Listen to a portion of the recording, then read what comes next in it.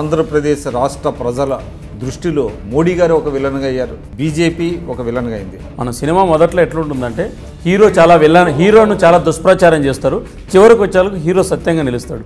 ఖచ్చితంగా 2019 ఎన్నికల్లో మేము నిజమైన హీరోలు, భారతీయ జనతా పార్టీ నరేంద్ర మోడీ విలన్ కాదనేటువంటి విషయాన్ని ప్రజలు గుర్తిస్తారు. కాసేపు టీడీపీని పక్కన పెడదాం. మీరు ప్రజలకు ఏ రకమైనటువంటి సమాధానం చెప్పుకుంటారు? నేను ఐ డ్రీమ్ ద్వారా ఒక ప్రశ్న విక్రమ్ గారి ద్వారా నేను ప్రభుత్వాన్ని అడుగుతాను. ఇప్పటికైనా సరే రాష్ట్ర ప్రభుత్వం ముఖ్య ప్రధాన కార్యదర్శి లేదా ఆర్థిక శాఖ శ్వేతపత్రం విడుదల చేసే శక్తి ప్రభుత్వానికి ఉందా? మేము 3 లేఖలు రాసినా కూడా మీరు శ్వేతపత్రం విడుదల చేయలేదంటే మీరు చెప్పేది తెలుగుదేశం పార్టీ, ఆంధ్రప్రదేశ్ ప్రభుత్వం చెప్పేది మోసం. ఎందుకు శ్వేతపత్రం విడుదల చేయమంటే మీరు భయపడి వెనక్కి పారిపోతున్నారు. కాబట్టి మేము ఆంధ్రప్రదేశ్కు సంబంధించినటువంటి లెక్కలు పేపర్లతో మాట్లాడుతాం. అద్వానీ గారికి కనీసం ఆయన నమస్కారం చేయకుండా ముందుకు సాగిపోవటం. ఆ రాష్ట్రంలో జరిగిన సభ మీద నరేంద్ర మోడీ గారు దండం పెట్టుకోకుండా అహంకారంగా వివరించలేదు.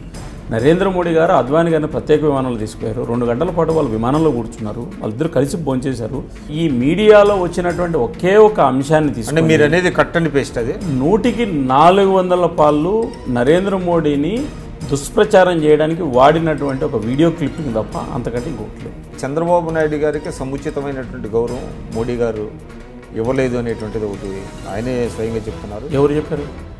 చంద్రబాబు నాయుడు గారు చెప్పారు. చంద్రబాబు నాయుడు గారు 2018 ఫిబ్రవరి ముందు వరకు ఇంతకంటే నరేంద్ర మోడీ కంటే గొప్ప నాయకులు లేడు, ఆయనే ప్రధానమంత్రి చేయాలని చెప్పి 4 ఏళ్ళు నువ్వు ఎందుకు మాట చెప్పావు? తెలుగుదేశం పార్టీ రాష్ట్ర ప్రయోజనాల కంటే రాజకీయ ప్రయోజనాలకు ప్రాధాన్యత ఇచ్చేటువంటి పార్టీ. అందుకే వాళ్ళు సీజనబుల్ పార్టీ. రోజుకో మాట, పూటకో మాట. వాళ్ళకి సైకిల్ ఒకటి ఉంది కానీ ఎన్నికల సింబల్గా 40 స్టాండ్లు ఉన్నాయి. రోజుకో మాట మాట్లాడతారు. ఎన్ని అబద్ధాలు మాట్లాడారండి. చంద్రబాబు నాయుడు గారు ముఖ్యమంత్రిగా శాసనసభలో ప్రధానమంత్రిని, ఆర్థిక మంత్రిని ఎంత పొగుడుతో మాట్లాడి తీర్మానం పెట్టాడండి. చంద్రబాబు నాయుడు గారు తమ పార్టీ శ్రేణుల్ని కొన్ని ఇబ్బందులకు గురి చేసే అవకాశాలు కూడా ఉన్నాయని అంటున్నారు.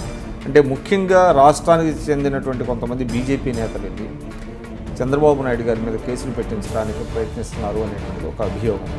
ఇప్పుడు మీరు నేను ఉన్నామండి, లేదా ఈ మన స్టూడియోలో కెమెరామెన్లో ఐ డ్రీమ్ సిబ్బంది ఉన్నారు. మన అందరి మీద ఈరోజు కేసులు పెట్టగలుగుతారా? Unless there is prima facie అంటారా? అంటే ఏదన్నా ఇప్పుడు నీకెందుకు వస్తుంది ఆ భయము?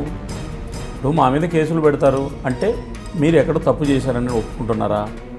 తప్పు చేయనట్లయితే ఆ క్వశ్చన్ ఎందుకు వస్తుంది? విజయసాయి రెడ్డి గారికి అపాయింట్మెంట్ ఇవ్వటం, ప్రధాని గారు పిఎంఓలో ఆయన 2-3 సార్లు అక్కడ కనపడటం, ఇదంతా పెద్ద వివాదానికి దారితీసింది. అంటే ఏంటంటారు? అంటే వైసీపీతో చెలిమి కోసం ఇక్కడ రాష్ట్ర బీజేపీ నేతలు మీ అధిష్టానానికి ఏమన్నా? జగన్మోహన్ రెడ్డి గారు ఏవైతే రాష్ట్ర ప్రజల ముందర పెట్టి తెలుగుదేశం పార్టీని ఉచ్చుల్లోకి లాగాడో ఆ ఉచ్చులో వీళ్ళు చిక్కులుకొని గిలగిల్ల కొట్టుకొని వీళ్ళ వైఫల్యంతో మా మీద పడితే వైఎస్ఆర్ కాంగ్రెస్ పార్టీ బీజేపీ కలిసిపోయిందని వైసీపీ వాళ్ళు ఏమంటారు? తెలుగుదేశం బీజేపీ మీరు మిత్రులు అంటారు. తెలుగుదేశం వాళ్ళు ఏమంటారు?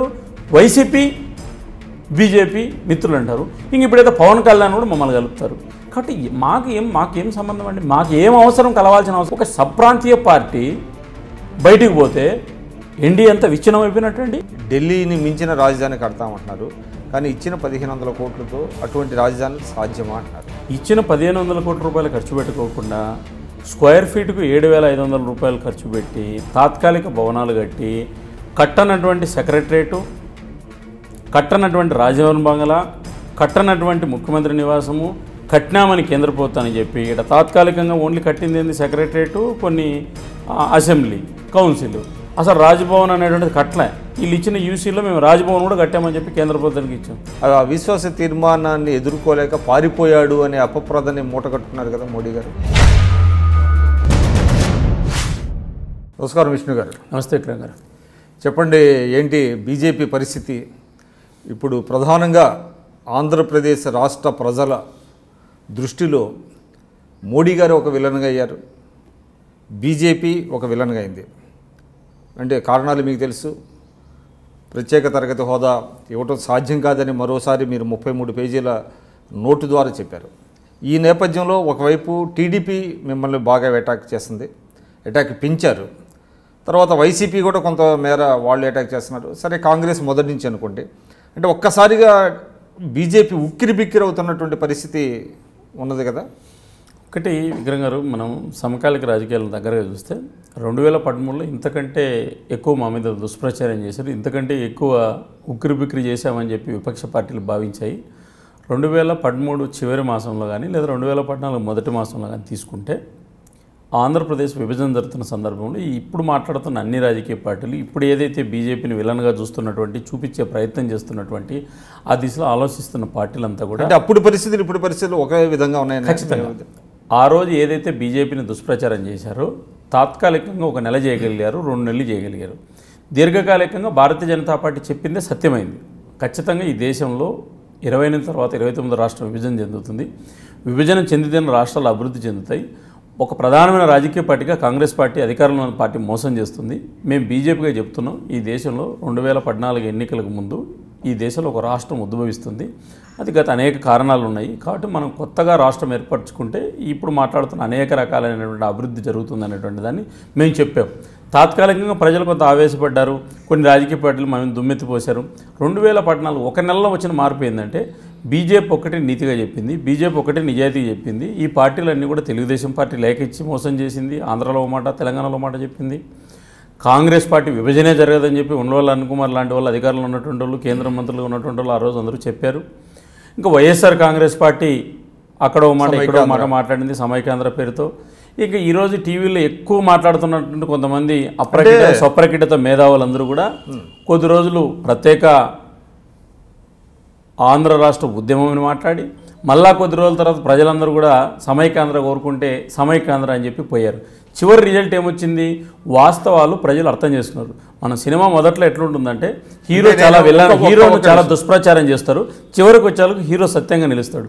ఇప్పుడు కూడా జరగబోయేది ఏంటంటే ఖచ్చితంగా ప్రజలు మేము ఏదైతే తెలుగుదేశం బీజేపీతో ఉన్న సంబంధాల కారణంగా మేము 4 సంవత్సరాలు మిత్రధర్మం పాటించి మేము చేసిన అభివృద్ధిని కూడా వాళ్ళు చెప్తున్నా చెప్పకపోయినా మేము చాలా ఓపిక సహనంగా ఉన్నాం. ఇప్పుడు మేము ప్రజల ముందర పెట్టాం. ఖచ్చితంగా 2019 ఎన్నికల్లో మేము నిజమైన హీరోలు, భారతీయ జనతా పార్టీ నరేంద్ర మోడీ విలన్ కాదనేటువంటి విషయాన్ని ప్రజలు గుర్తిస్తారు. ఖచ్చితంగా ఆ దిశలో బీజేపీ ఒక బలమైనటువంటి రాజకీయ శక్తిగా ఆంధ్రప్రదేశ్లో ఉద్భవిస్తుంది. అంటే మీరు 2014లో అప్పుడు మోడీ గారి ఇమేజ్ వేరండి. అప్పుడు మోడీ గారి ఇమేజ్ ఏంటంటే ఆయన గుజరాత్ మోడల్లో 3 టర్మ్స్ ఆయన ముఖ్యమంత్రిగా ఉండి గుజరాత్ని బాగా అభివృద్ధి చేశారు. తర్వాత ఆ రోజున ఉన్నటువంటి నిర్భయ కేసు లాంటివి జరగటం, తర్వాత ఢిల్లీలో ముఖ్యంగా లోక్పాల్ బిల్లు మీద అన్నా హజారే గారు ఒక పెద్ద ఎత్తున ప్రజల్లో ఒక క్యాంపెయిన్ తీసుకురావటం లోక్పాల్ బిల్లు మీద. తర్వాత అంటే ఇటువంటివన్నీ కల్మినేషన్. అప్పటికి 10 సంవత్సరాలుగా ఉన్నటువంటి కాంగ్రెస్ వ్యతిరేకత ఉన్నది. నేనేది ఇప్పుడు పరిస్థితులకి మీరు అప్పుడు పరిస్థితులకి ఒక కంపారిజన్ తీసుకొస్తున్నారు. అంటే ఇప్పుడు నేను ఏమంటున్నా అంటే ఇవాళ మనకి ఆంధ్రప్రదేశ్లో ఏం జరుగుతున్నదో తెలుసు. ఎందుకంటే మోడీ గారు ప్రత్యేక తరగతి హోదా ఆంధ్రప్రదేశ్కి ఇస్తాము అని చెప్పిన తర్వాత అది నిలబెట్టుకోలేదు అనేటువంటిది ఉన్నది. కనీసం ఆయన ఆంధ్రప్రదేశ్ ప్రజల పట్ల చాలా అన్యాయం చేశారు, అంటే ఇవ్వకుండా ఇవన్నీ ఇవన్నీ చెప్తున్నారు. మిగతా రాష్ట్రాలకి ఎక్కువ ఇచ్చుకున్నారు, బీహార్ లాంటి రాష్ట్రాలకి ప్యాకేజీలు ప్రకటించారు, కాశ్మీర్కి ప్యాకేజీ ప్రకటించారు అనేటువంటిది వచ్చింది. ఇవాళ మీ అంటే పార్టీగా ఉన్నటువంటిది, మీ ఫ్రెండ్లీ పార్టీగా ఉన్నటువంటిది, మీ భాగస్వామి పార్టీ అయినటువంటి టీడీపీ బయటికి వెళ్ళిన దరిమిల ఒక్కసారిగా అనూహ్యంగా పరిస్థితులు మారుతూ వచ్చినాయి. అంటే టీడీపీ బలమైనటువంటి పార్టీ, అధికారంలో ఉన్న పార్టీ, వాళ్ళు ఈ వాయిస్ని బాగా తీసుకెళ్ళగలుగుతున్నారు. అదేవిధంగా రాష్ట్రంలో బంద్లు జరుగుతున్నాయి. పవన్ కళ్యాణ్ గారు ఒకవైపు, వామపక్షాలు ఒకవైపు, ప్రత్యేక రాష్ట్ర అంటే పోరాట సమితి అనే ఒక సంస్థ, కాంగ్రెస్ పార్టీ, ఇన్ని పార్టీలు చెప్తున్నప్పటికీ కూడా మీరు మోడీ గారు మాట్లాడాల. మోడీ గారు ఇప్పుడు దాకా మాట్లాడతలే, ఇవ్వమో అని చెప్పట్లేదు, ఇస్తామని చెప్పటం లేదు. ఆయన మౌనంగా ఉన్నారు. పార్లమెంట్లో అవిశ్వాస తీర్మానాన్ని జరగనివ్వకుండా చేశారు. ఇవన్నీ మోడీ గారికి అప్రదిష్టగా ఉన్నాయా లేదా? ఒకటి 2014 ఎన్నికల సందర్భంలో ఉన్న పరిస్థితులు, ఇప్పుడు 2019లో జరగబోయే ఎన్నికల పరిస్థితులు ఖచ్చితంగా తేడా ఉంది. ఎందుకంటే 2014 ఎన్నికల సందర్భానికి కాంగ్రెస్ పార్టీ దేశంలో అన్ని వ్యవస్థలు నిర్వీర్యం చేసి అవినీతిలో కూరుకుపోయి ఆ పార్టీకి సంబంధించిన కేంద్ర మంత్రులందరూ కూడా జైలుకి వెళ్ళిపోయి ఆ కాంగ్రెస్ పార్టీ అన్ని రాష్ట్రాల్లో కూడా అభిప్రాయాన్ని కోల్పోయి ప్రజా విశ్వాసాన్ని కోల్పోయిన తర్వాత ఆ రోజు ముఖ్యంగా స్కాములు కొంతవరకు ఆ పార్టీని భారతీయ జనతా పార్టీ 2014 మేము ఎన్నికల అధికారంలోకి వచ్చేందుకు కాంగ్రెస్ పార్టీకి అనేక రాష్ట్రాల్లో ఈ దేశంలో అధికారంలో ఉంది. భారతీయ జనతా పార్టీ 7 రాష్ట్రాల్లో మాత్రం అధికారంలో ఉంది. మీరు 2014 నుంచి 2018 నరేంద్ర మోడీ పాలన మీద మీరు చాలా రకాలైనటువంటి విశ్లేషణ మీరు చేశారు. నేను ఒక విషయం చెప్తున్నా, విక్రమ్ గారు ఎన్ని మాట్లాడినా, విష్ణువర్ధన్ రెడ్డి ఎన్ని మాట్లాడినా ప్రజా తీర్పును గౌరవించాల్సిందే కదా. ఈ దేశంలో జరిగినటువంటి అనేక రాష్ట్రాల ఎన్నికల్లో భారతీయ జనతా పార్టీ 7 రాష్ట్రాల నుంచి మేము 22 రాష్ట్రాలకి ఈ దేశంలో మేము అధికారంలో ఎరగలిగినాం. 72% ప్రజలు జీవించేటువంటి ప్రాంతంలో మేము ఉన్నాం. పంచాయతీ నుంచి పార్లమెంట్ వరకు అతిపెద్ద రాజకీయ పార్టీకి ఎదిగాం. లోక్సభలో రాజ్యసభలో భారతీయ జనతా పార్టీ బలాన్ని ఇంకొక 10 సంవత్సరాల్లో కూడా ఏ రాజకీయ పార్టీ కూడా రాజ్యసభలో చేరుకోలేదు. లోక్సభలో 2019 ఎన్నికల ఫలితాలు మనం ఎదురు చూడాల్సిన అవసరం. కాబట్టి 100% మార్పు ఉంది. ఎందుకంటే ఈరోజు నరేంద్ర మోడీ పాలనలో అవినీతి లేదు. ఈరోజు నరేంద్ర మోడీ సంతృష్టికరణ రాజకీయాలు చేయలేదు. ఈరోజు నరేంద్ర మోడీ ప్రభుత్వంలో ఉన్నటువంటి మంత్రులు, బీజేపీ మంత్రులు ఎవరు, కేంద్ర మంత్రులు జైలుకు పోలేదు. అవినీతి ఆరోపణలు లేవు. ప్రజలకు ఏదైతే నరేంద్ర మోడీ ఆశించినటువంటి ఫలితాలు ఏవైతే ఉన్నాయో, పెద్దోళ్ళందరూ ఏదైతే దేశాన్ని దోపిడీ చేసినటువంటి డబ్బు ఏదైతే ఉందో దాన్ని తీసుకొచ్చి ప్రజలకు పంచుతున్నారు. కాబట్టి ఖచ్చితంగా మార్పు ఉంటుంది. కాబట్టి భారతీయ జనతా పార్టీ భారతీయ జనతా పార్టీ 4 ఏళ్లలో ఈ దేశంలో ఒక గణనీయమైనటువంటి మార్పు అయితే తీసుకొచ్చిందనే విషయాన్ని మనం ఇక్కడ గుర్తించాలి. మీరు వాట్ అబౌట్ ఏపీ, ఆంధ్రప్రదేశ్ సంబంధించినటువంటి విషయంలో ఈరోజు ప్రత్యేక హోదాకు సంబంధించిన విషయంలో మాకంటే ఎక్కువ చంద్రబాబు నాయుడు గారు ప్రత్యేక హోదాను ఒప్పుకొని ఈ దేశంలో 2017 డిసెంబర్ తర్వాత ఈ దేశంలో ఏ రాష్ట్రానికి కూడా ప్రత్యేక హోదా ఉండదు అనేటువంటిది కేంద్ర ప్రభుత్వం నిర్ణయం తీసుకున్న తర్వాత, ఆంధ్రప్రదేశ్ కూడా ఈ పరిస్థితుల్లో మేము ఇవ్వలేమని చెప్పిన తర్వాత రాష్ట్ర ప్రభుత్వం కేంద్ర ప్రభుత్వం కూర్చొని చర్చలు జరిపి ప్రత్యేక హోదాకు సంబంధించిన ప్యారలల్గా బెనిఫిట్స్ అన్నీ కూడా ఇక్కడ తీసుకోవడం జరిగింది. దానికి సంబంధించిన విషయంలో 2000 ఒప్పుకున్నారు. చాలా అంశాలను మేము అమలు చేశాము. మిగతా అంశాలకు సంబంధించిన విషయంలో రాష్ట్ర ప్రభుత్వం వాళ్ళు కొన్ని ప్రాధాన్యత క్రమంలో వాళ్ళు ఉపయోగించుకోలేక వైఫల్యం చెందినారు. అయితే దాన్నే శాసనసభలో పెట్టారు. శాసనసభలో పెట్టి బల్లలు జరిచారు. నరేంద్ర మోడీని ఏకంగా 2017లో జరిగినటువంటి ఒక 30 రాజకీయ పార్టీల ఆల్ పార్టీ మీటింగ్ ఎన్డీఏ సమావేశం జరిగితే చంద్రబాబు నాయుడు గారు ఒక ప్రతిపాదన కూడా చేశారు. ఇంత నీతివంతమైన మాట ఇచ్చి నిలబడేటువంటి మా రాష్ట్రానికి న్యాయం చేసినటువంటి నరేంద్ర మోడీ గారు 2019లో కూడా ఈయన ప్రధానమంత్రి అభ్యర్థిగా ఎన్డీఏని నేను ప్రతిపాదిస్తున్నానని ఒక తీర్మానాన్ని పెట్టాడు చంద్రబాబు నాయుడు గారు. అంటే ఈరోజు రాజకీయ అవసరాల కోసం చంద్రబాబు నాయుడు యూటర్న్ తీసుకున్నారు. జగన్మోహన్ రెడ్డి లేదా వైఎస్ఆర్ కాంగ్రెస్ పార్టీ వాళ్ళు పెట్టినటువంటి ఒక ఉచ్చులో చంద్రబాబు నాయుడు గారు గిలిగిల అది మీరు ప్రచారం చేస్తున్నట్టు అంటే మీరు ఆంధ్రప్రదేశ్కు బీజేపీ 100% అవన్నీ కూడా పెద్ద ఎత్తున సహాయ సహకారాన్ని అందించబోతున్నాం. నేను అడిగేది ఒకటే క్వశ్చన్. ఇప్పుడు అంటే the issue is not between BJP and TDP కాదండి, ఇది ప్రజలకి సంబంధించినటువంటి అంశం. మీరు ఒకటి వాస్తవంగా ఇవాళ హరిబాబు గారు రాసినటువంటి 33 పేజీల లేఖ కూడా that was directed towards Chandrababu Naidu గారు, అంతే తప్ప అంటే ప్రజలకి సంబంధించింది కాదు. బహిరంగ లేఖ ప్రజలకు అన్నప్పటికీ కూడా మీరు తెలుగుదేశం 4 ఏళ్ళు ఉన్నారు, ఒకరొకరు సహకరించుకున్నారు.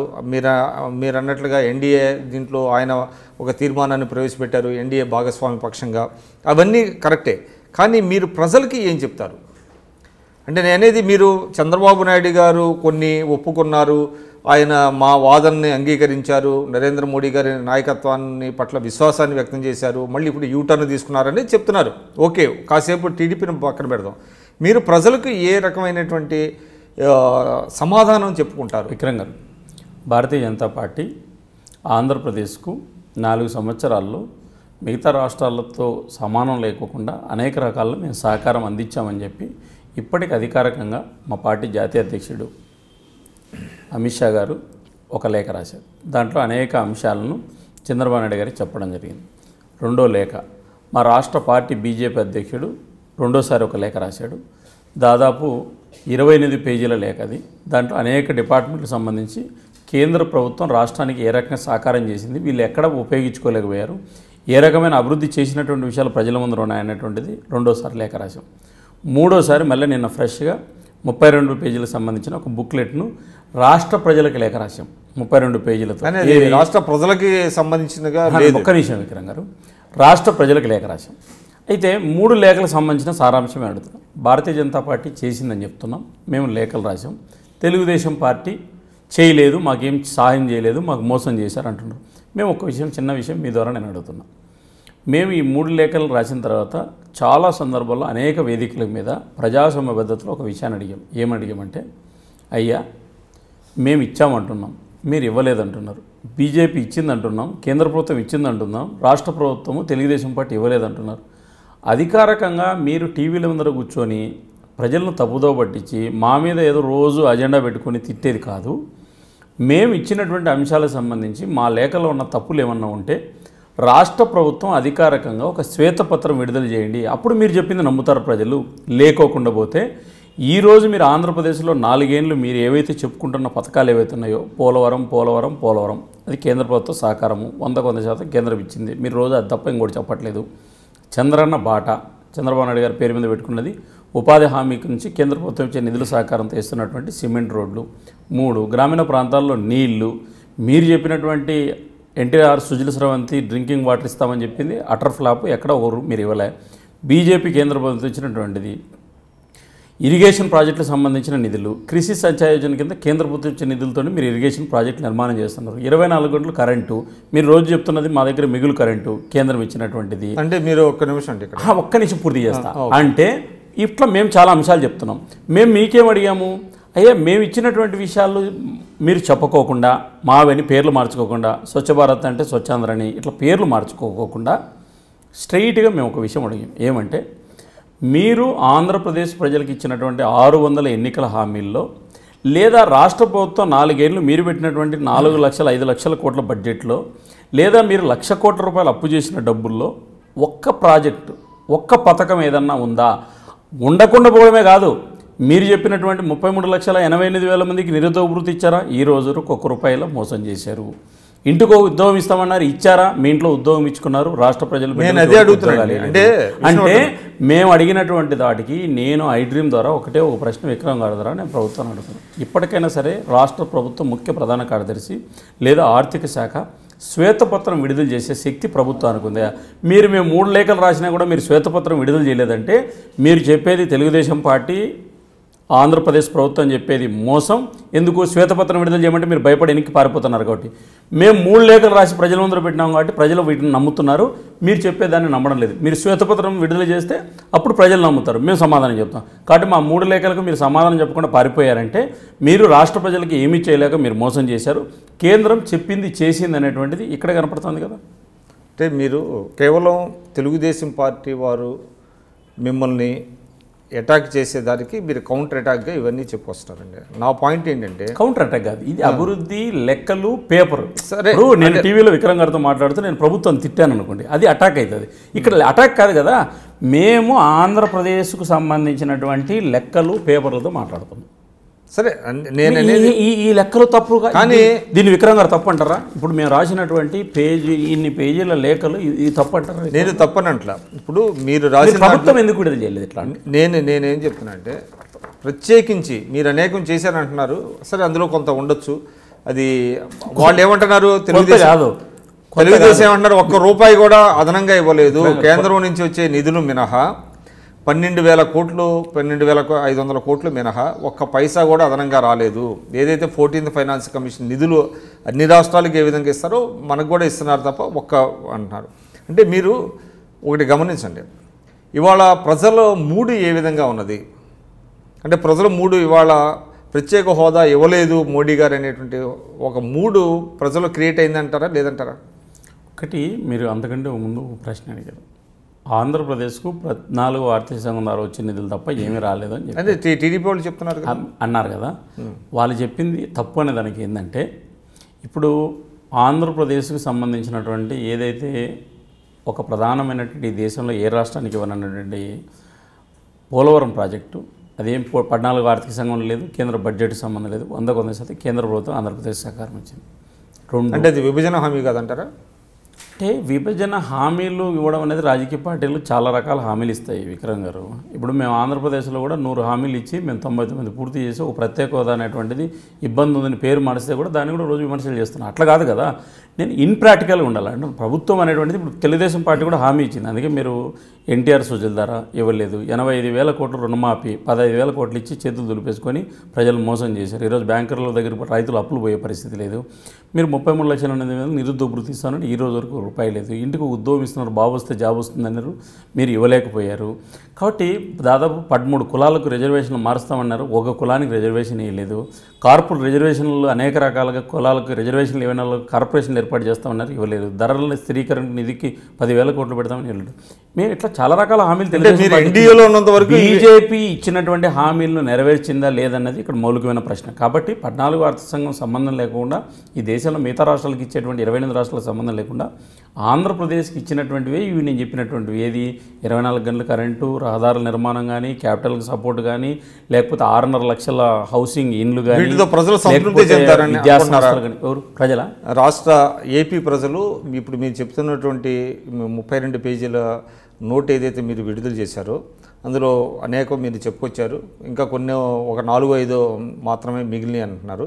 వీటితో ప్రజలు సంతృప్తి చెందుతారా? సంతృప్తి చెందినట్లయితే ఈరోజు ప్రతిపక్షాలు పిలిచినటువంటి బంద్ అంతగా విజయవంతం అవుతుందా?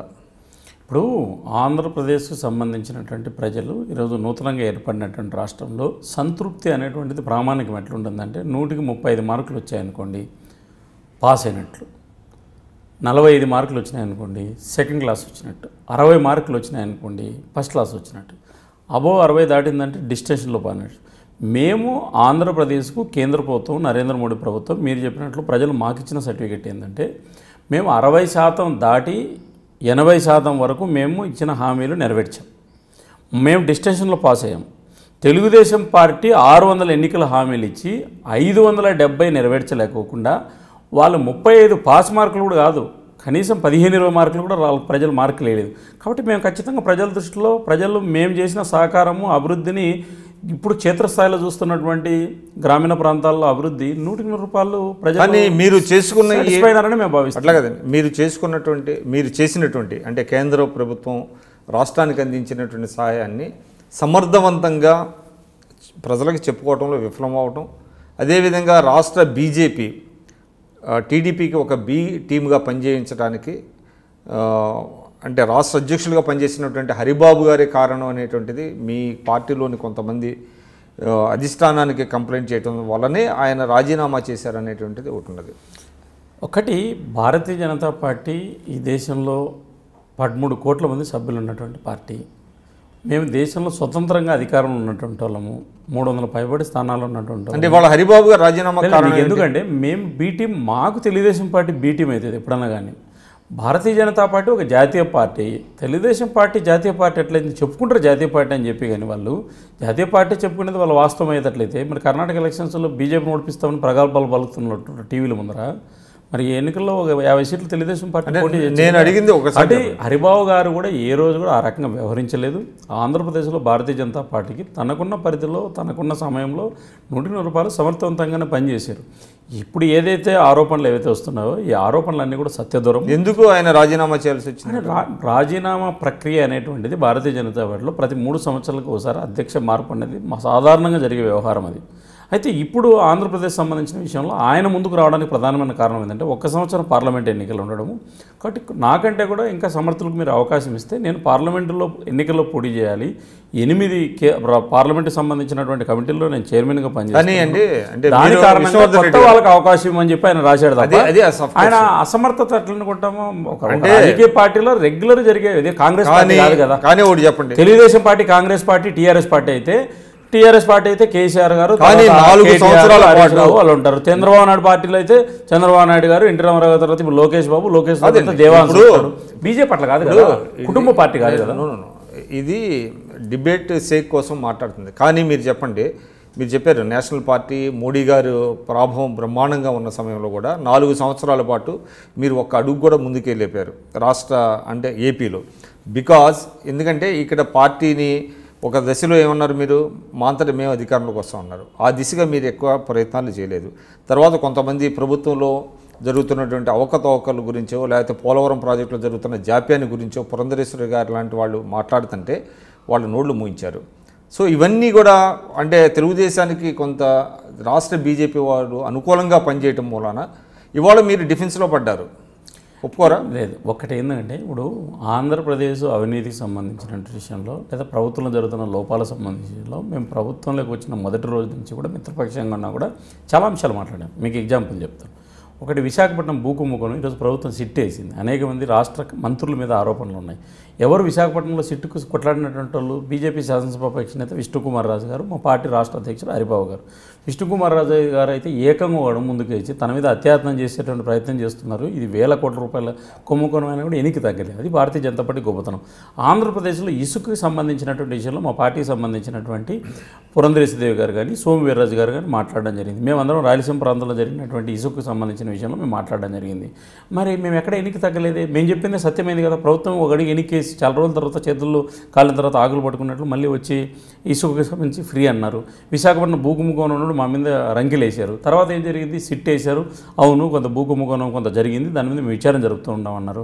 పోలవరానికి సంబంధించినటువంటి విషయంలో కూడా కొన్ని ఆరోపణలు మేము చేసాం. ఎక్కడ ఆగలేదు. మా పార్టీకి సంబంధించినటువంటి ఇప్పుడు మాజీ కేంద్ర మంత్రిగా పనిచేసినటువంటి కావూరు సాంబశివరావు గారు అనేక సందర్భాల్లో పూర్వాల అంశాన్ని బయటికి తీసుకొచ్చారు. కన్నా లక్ష్మీనారాయణ గారు రాజధాని భూములకు సంబంధించినటువంటి ఆ చుట్టు ప్రాంతాల్లో పెద్ద ఎత్తున పేదల భూములు లాక్కున్నారు. అధికార పార్టీకి సంబంధించినటువంటి వాళ్ళు పెద్ద ఎత్తున అనేటువంటి ఆరోపణ చేసింది ఎవరు, మా కన్నా లక్ష్మీనారాయణ గారు. కాబట్టి ఎవ్వరు కూడా ఆంధ్రప్రదేశ్కి సంబంధించిన విషయంలో ఎవరు నోరులు మూపిలే. అంశాల ప్రాతిపదికన రాష్ట్ర ప్రభుత్వం యొక్క అవినీతి కావచ్చు, వైఫల్యాన్ని కావచ్చు ఎప్పటికి కూడా మేము మాట్లాడుతూనే ఉన్నాం. దాంట్లో మాట్లాడలేదనేటువంటి దానికి కానీ మీరు చెప్పండి, అంటే మీరు అన్నీ మాట్లాడుతూనే ఉంటున్నారు. ఎప్పుడైతే చంద్రబాబు నాయుడు గారు అంటే బడ్జెట్ ప్రవేశపెట్టాలి, ఇప్పుడు మాట్లాడిన అవినీతి అంతా మేము మాట్లాడిన విషయాలే కదా అంటే అన్నారు కానీ అదంతా చాలా లేటుగా అన్నారు. సరే ఆ విషయం పక్కన పెడదామండి. ఇప్పుడు కేంద్ర బడ్జెట్ చివరి బడ్జెట్ ప్రవేశపెట్టిన తర్వాత ముఖ్యమంత్రి చంద్రబాబు నాయుడు గారు తన అసంతృప్తిని వ్యక్తం చేశారు. పైగా మీరు నిధులు ఇవ్వలేదు అనేటువంటి అంశాన్ని ప్రజల్లోకి తీసుకెళ్తుంటే మీరు ఇమ్మీడియట్గా నెల్లూరు వెళ్ళి వెనుకబడిన ప్రాంతాల అభివృద్ధి అనే ఒక డిక్లరేషన్, నెల్లూరు డిక్లరేషన్ అని ప్రకటించే ద్వారా కర్నూలు డిక్లరేషన్ కర్నూలు పెట్టారు. కర్నూలు డిక్లరేషన్ ప్రకటించడం ద్వారా మీరు రాష్ట్రాన్ని మళ్ళీ తిరిగి విభజించాలి అనేటువంటి ఆలోచన, లేకపోతే చంద్రబాబు నాయుడు గారిని ఇరుకును పెట్టాలనేటువంటి ఆలోచనతోనే మీరు చేశారు. అందులో మీరే ఉన్నట్టున్నారు బహుశా అనుకోవటం. ఆ డిక్లరేషన్ రూపకల్పనలో కానివ్వండి, మొత్తం ఇదంతా రూపకల్పన అంటే టీడీపీని కొంచెం ఇబ్బంది పెట్టాలనేటువంటి ఆలోచన మీదేనా? ఒకటి విక్రమ్ గారు, భారతీయ జనతా పార్టీ యొక్క నిర్ణయం అంటే భారతీయ జనతా పార్టీలో అందరూ నిర్ణయం, దానిలో నేను కూడా పాత్రధారి. అంటే అంతకు ముందు లేని వెనుకబాటుతనం మీరు ఆయన అసంతృప్తి వ్యక్తం చేయనే మీకు అప్పుడు గుర్తుకు రావటం, అదేవిధంగా కర్నూలు వెళ్ళి అక్కడ ఒక ఇమ్మీడియట్గా అంటే అసలు ముందస్తు సమాచారం కూడా పెద్దగా మీడియాకి తెలియకుండా ఆల్ ఆఫ్ ఏ సడన్ మీరు చేయటం, ఇదంతా కొంత ఏదో. రాయలసీమ డిక్లరేషన్ సంబంధించి మీకు తెలుసు, నేను అనేక సందర్భాల్లో అనేక ఇంటర్వ్యూల్లో కూడా చెప్పడం జరిగింది. రాయలసీమ డిక్లరేషన్ సంబంధించిన అంశంలో మేము ఒకటి తెలుగుదేశం పార్టీ యూటర్న్ తీసుకోవడము, తెలుగుదేశం పార్టీ మాట మార్చడం, తెలుగుదేశం పార్టీ పొడుకో మాట్లాడడం అనేటువంటిది దానికి సహజమైనటువంటి గుణం ఉన్నటువంటి పార్టీ. ఎందుకంటే తెలుగుదేశం పార్టీ ఎన్టీ రామారావు గారితో కలిసినటువంటి పార్టీ ఒకటి, ఎన్టీ రామారావు గారి తర్వాత వచ్చినటువంటి నాయకత్వంలో చంద్రబాబు నాయుడు గారి పాత్రతో లీడర్షిప్లో ఉన్నటువంటి పార్టీని మనం రెండు కోణాల్లో చూస్తే చంద్రబాబు నాయుడు గారి లీడర్షిప్లో ఎప్పుడు కూడా అంశాల ప్రాతిపదికన లేకపోతే సీజనబుల్గానే నిర్ణయాలు తీసుకుంటూ వచ్చారు. ఎప్పుడు చంద్రబాబు నాయుడు గారు ఎప్పుడు నేరుగా ఎన్నికలు ఎదుర్కొన్నటువంటిది ఎప్పుడూ లేదు. 99లో ఆయన గెలిచిన 2 ఎన్నికలు కూడా ఆయన నాయకత్వంలో గెలిచిన శాసనసభ ఎన్నికలు. 99లో కూడా బీజేపీతో గెలిస్తేనే గెలిచాడు, 2019లో కూడా బీజేపీతో గెలిస్తేనే గెలిచాడు తప్ప ఆయన సొంతంగా ఎక్కడే గెలవలేదు. అయితే దానికి దీనికి 2014 ఆయనకు ఎక్కడ భారతీయ జనతా పార్టీతో కలవకుండా ఎక్కడ వెళ్ళాలి. వాళ్ళ యూటర్న్ గురించి మాకు సంబంధం లేదు. ఎందుకు కర్నూలు డిక్లరేషను రాయలసీమ ప్రాంతం వెనుకబడిన అంశాన్ని భారతీయ జనతా పార్టీ మాట్లాడిందంటే, ఉమ్మడి ఆంధ్రప్రదేశ్లో చెన్నై నుంచి విడిపోయిన సందర్భంలో కర్నూలు రాజధానికి కొద్ది రోజులు ఉండి అంటే టైమింగ్ అండి మీరు అనేది రాయలసీమ వెనుకబడిన ప్రాంతం మీకు చెప్తా విషయం. మీరు అడిగిన టైమింగ్ ఎందుకు రాయలసీమ డిక్లరేషన్ అనేది ఎందుకు వచ్చిందంటే, అభివృద్ధి వికేంద్రీకరణ జరగాలి. ఉమ్మడి రాష్ట్రంలో రాయలసీమ ఒకసారి మోసపోయింది, చెన్నై నుంచి విడిపోయిన తర్వాత క్యాపిటల్ కోల్పోయి, తర్వాత హైదరాబాద్ కేంద్రంగా వచ్చిన తర్వాత కూడా హైదరాబాద్ అభివృద్ధి. మీరు వినాలి.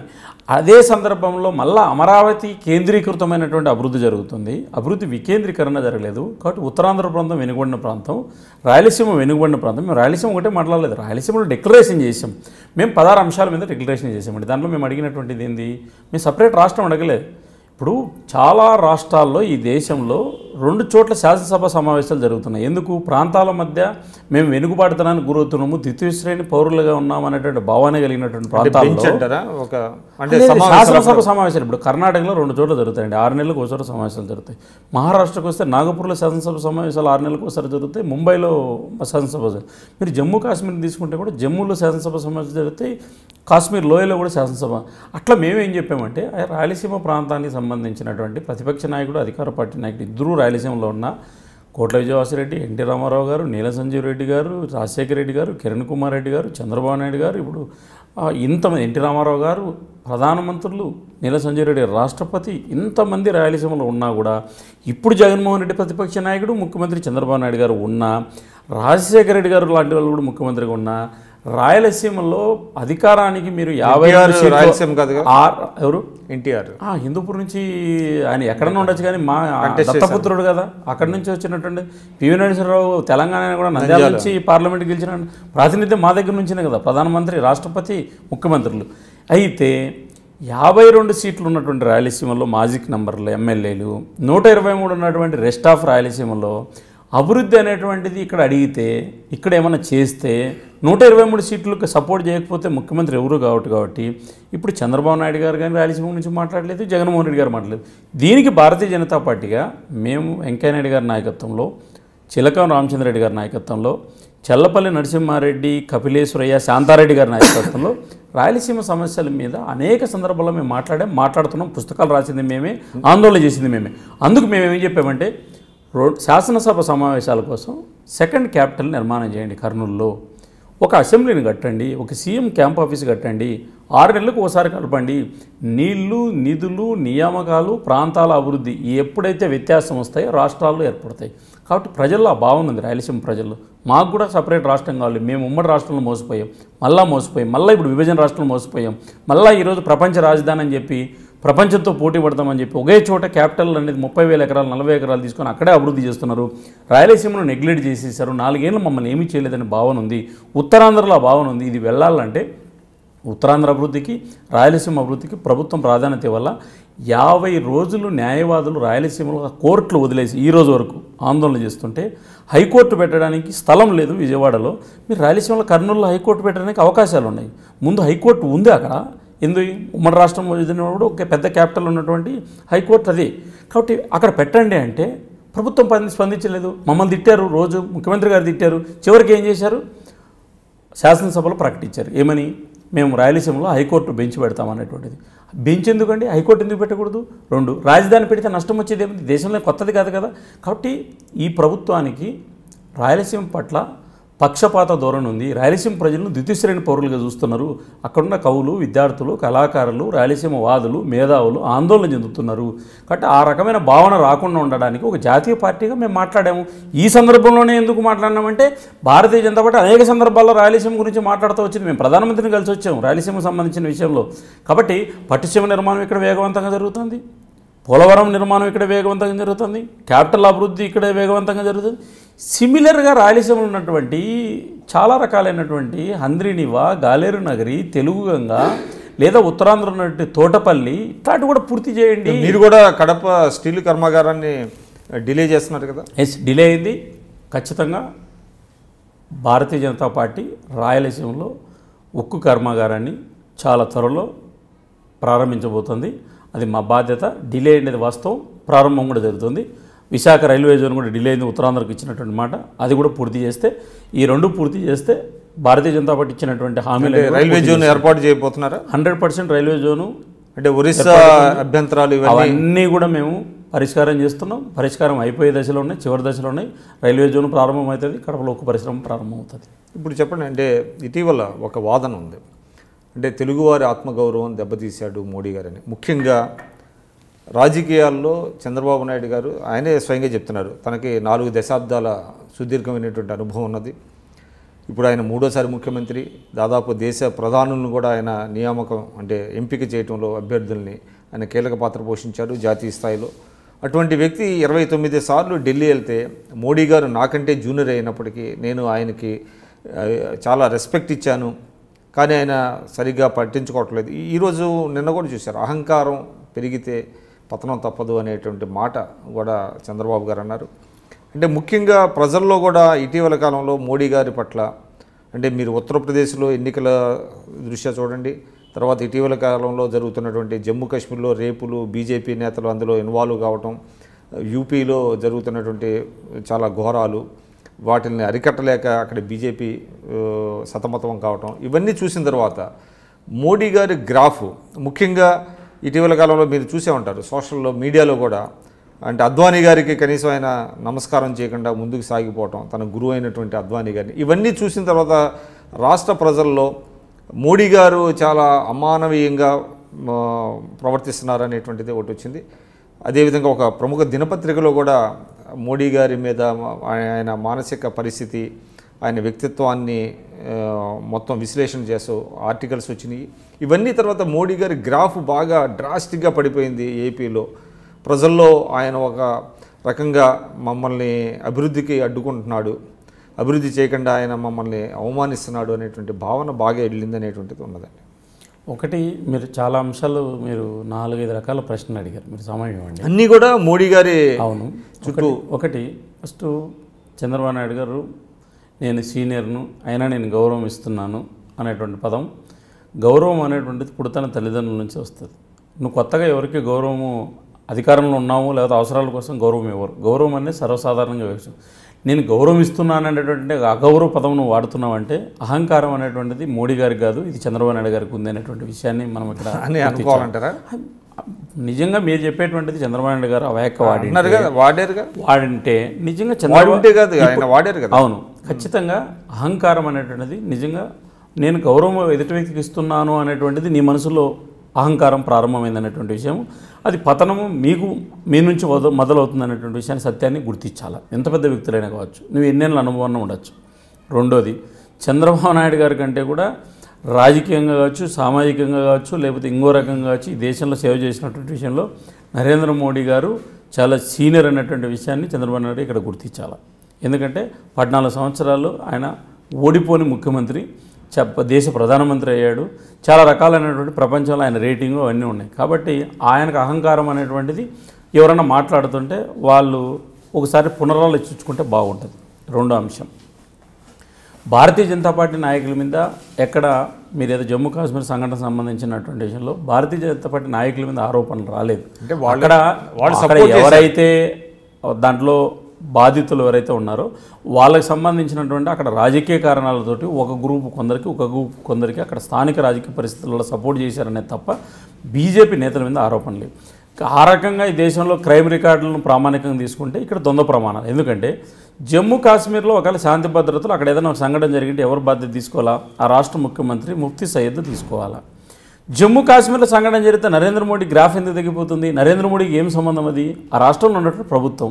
ఇప్పుడు ఆంధ్రప్రదేశ్లో పెద్ద ఎత్తున అనేక రేప్ సంఘటనలు జరిగినాయి, అధికారుల మీద దాడులు చేశారు, తెలుగుదేశం పార్టీ ఎమ్మెల్యేల మీద ఆరోపణలు వచ్చాయి, మంత్రుల మీద ఆరోపణలు వచ్చినాయి, 140 మంది చనిపోయారు. అగ్రిగోల్డ్ కుంభకోణంలో బాధితులు 140 మంది చనిపోయారు. ఆ కుంభకోణం ఈ దేశంలో 30 లక్షల మంది బాధితులు.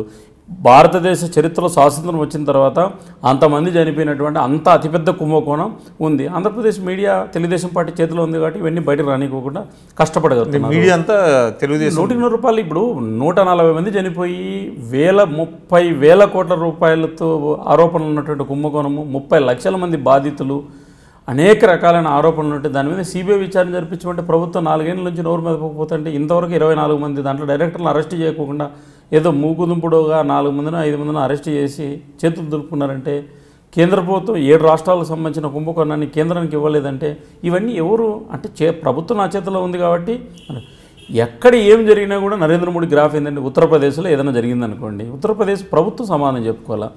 కాంగ్రెస్ పాలిత రాష్ట్రాల్లో ఎక్కడైనా ముఖ్యమంత్రులు పొరపాటు చేస్తే రాహుల్ గాంధీ గ్రాఫ్ తగ్గిపోతుందని ఎందుకు అన్నారు?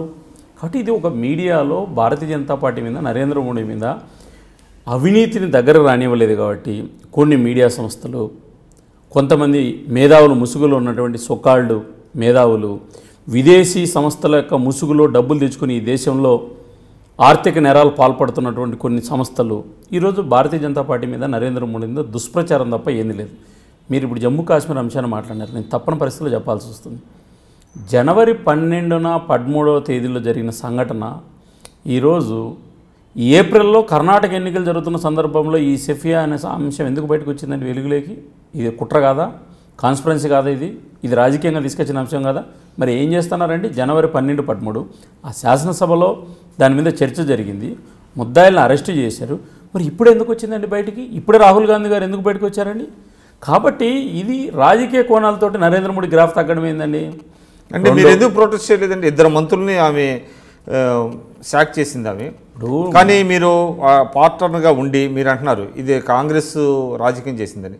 మరి మీరు ఒక పార్ట్నర్గా ఉండి మీ 2 మంత్రుల్ని ఆమె శాక్ చేసిన తర్వాత ముఖ్యమంత్రి ప్రొటెస్ట్ ఎందుకు చేయలేదు? బీజేపీ ఆమె చేయలేదు. మా మంత్రులు మేము రాజీనామా చేయించాం. ఎందుకు రాజీనామా చేయించామంటే ఈ సంఘటన రాజకీయ కోణంలో మాట్లాడితే పత్రికా విలేకరుల సమావేశంలో నిరసనలో పాల్గొంటే ఆ సంఘటన దురదృష్టకరం, మనం అట్లా ప్రవర్తించాల్సిన అవసరం లేదు, భారతీయ జనతా పార్టీగా చివరన కావచ్చు అని మేము నైతిక బాధ్యతగా రాజీనామా చేయించాం. మమ్మల్ని ఎవరు రాజీనామా చేయడం లేదు, ముఖ్యమంత్రి కూడా రాజీనామా చేయడం లేదు.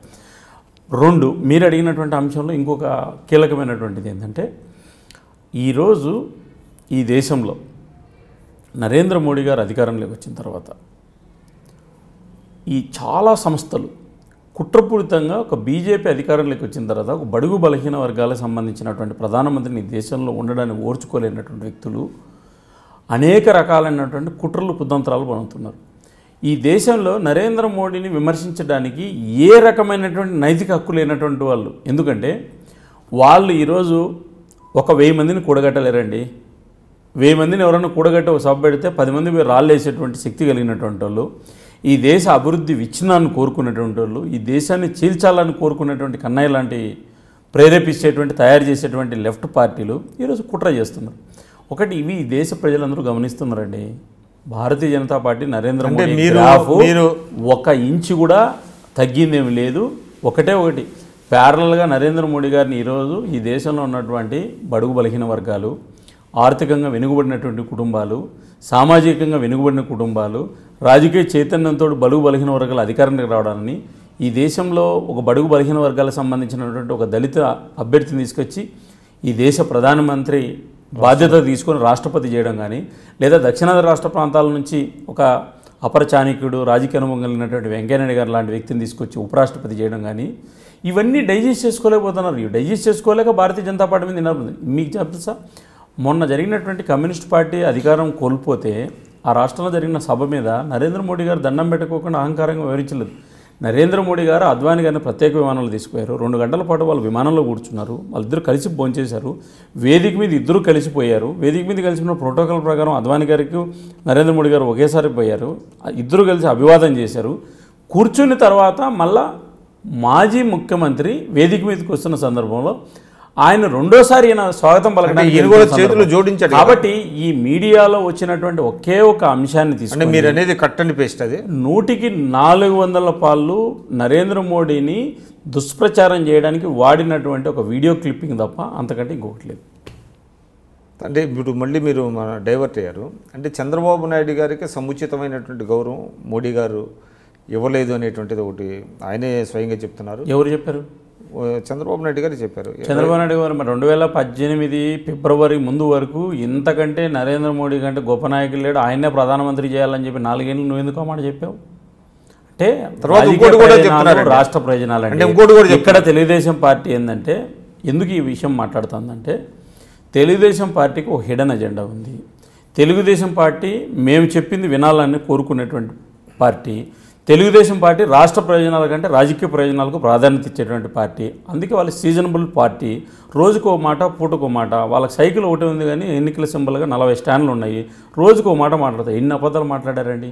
చంద్రబాబు నాయుడు గారు ముఖ్యమంత్రిగా శాసనసభలో ప్రధానమంత్రిని ఆర్థిక మంత్రిని ఎంత పొగుడుతో మాట్లాడి తీర్మానం పెట్టాడండి. వాస్తవం కాదు. కానీ ఒక అప్రహెన్షన్ ఉందండి. ఇవాళ కర్ణాటక ఎన్నికలు అయిపోయిన తర్వాత కేంద్ర ప్రభుత్వం తెలుగుదేశం నేతల మీద కొన్ని కేసులు పెట్టచ్చు అనేటువంటిది, అది కూడా చంద్రబాబు నాయుడు గారు తమ పార్టీ శ్రేణుల్ని కొన్ని ఇబ్బందులకు గురి చేసే అవకాశాలు కూడా ఉన్నాయని అంటున్నారు. అంటే ముఖ్యంగా రాష్ట్రానికి చెందినటువంటి కొంతమంది బీజేపీ నేతలు వెళ్ళి చంద్రబాబు నాయుడు గారి మీద కేసులు పెట్టించడానికి ప్రయత్నిస్తున్నారు అనేటువంటిది ఒక అభియోగం ఉంది. ఇప్పుడు విక్రమ్ గారు, ఇప్పుడు మీరు నేను ఉన్నామండి. లేదా ఈ మన స్టూడియోలో కెమెరామెన్లో ఐ డ్రీమ్ సిబ్బంది ఉన్నారు. మన అందరి మీద ఈరోజు కేసులు పెట్టగలుగుతారా? Unless there is prime of face అంటారా? అంటే ఏదన్నా ఇప్పుడు నీకెందుకు వస్తుంది ఆ భయము?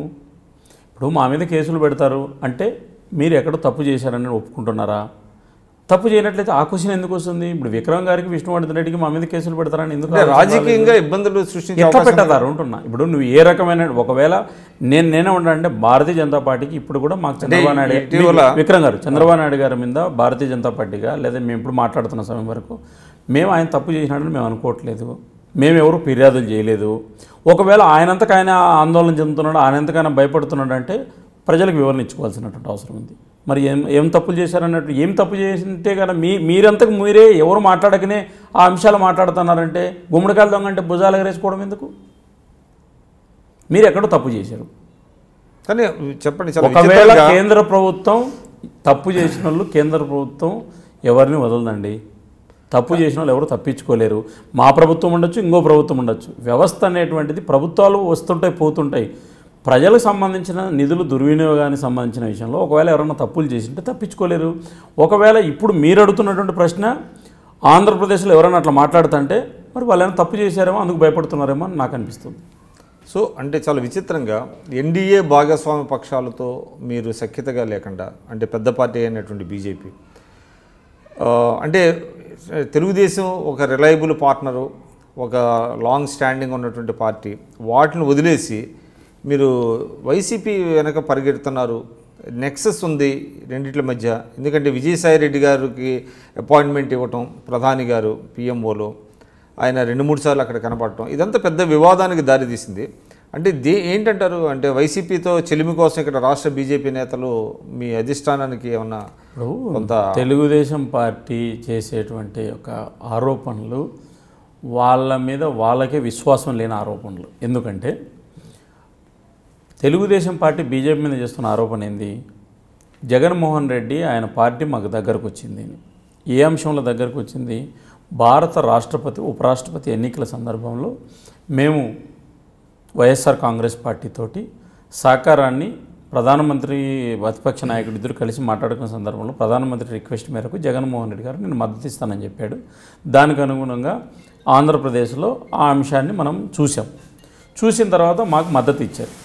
సరే, వైఎస్ఆర్ కాంగ్రెస్ పార్టీ పెట్టిన తర్వాత జగన్మోహన్ రెడ్డి గారి నాయకత్వంలో ఏ పార్టీతో అయితే విభేదించాడో కాంగ్రెస్ పార్టీతో, ఆ పార్టీకి ప్రణబ్ ముఖర్జీ గారు రాష్ట్రపతి ఎన్నికల్లో పోటీ చేస్తే ఆయన ఏం చెప్పాడు ఆ రోజు?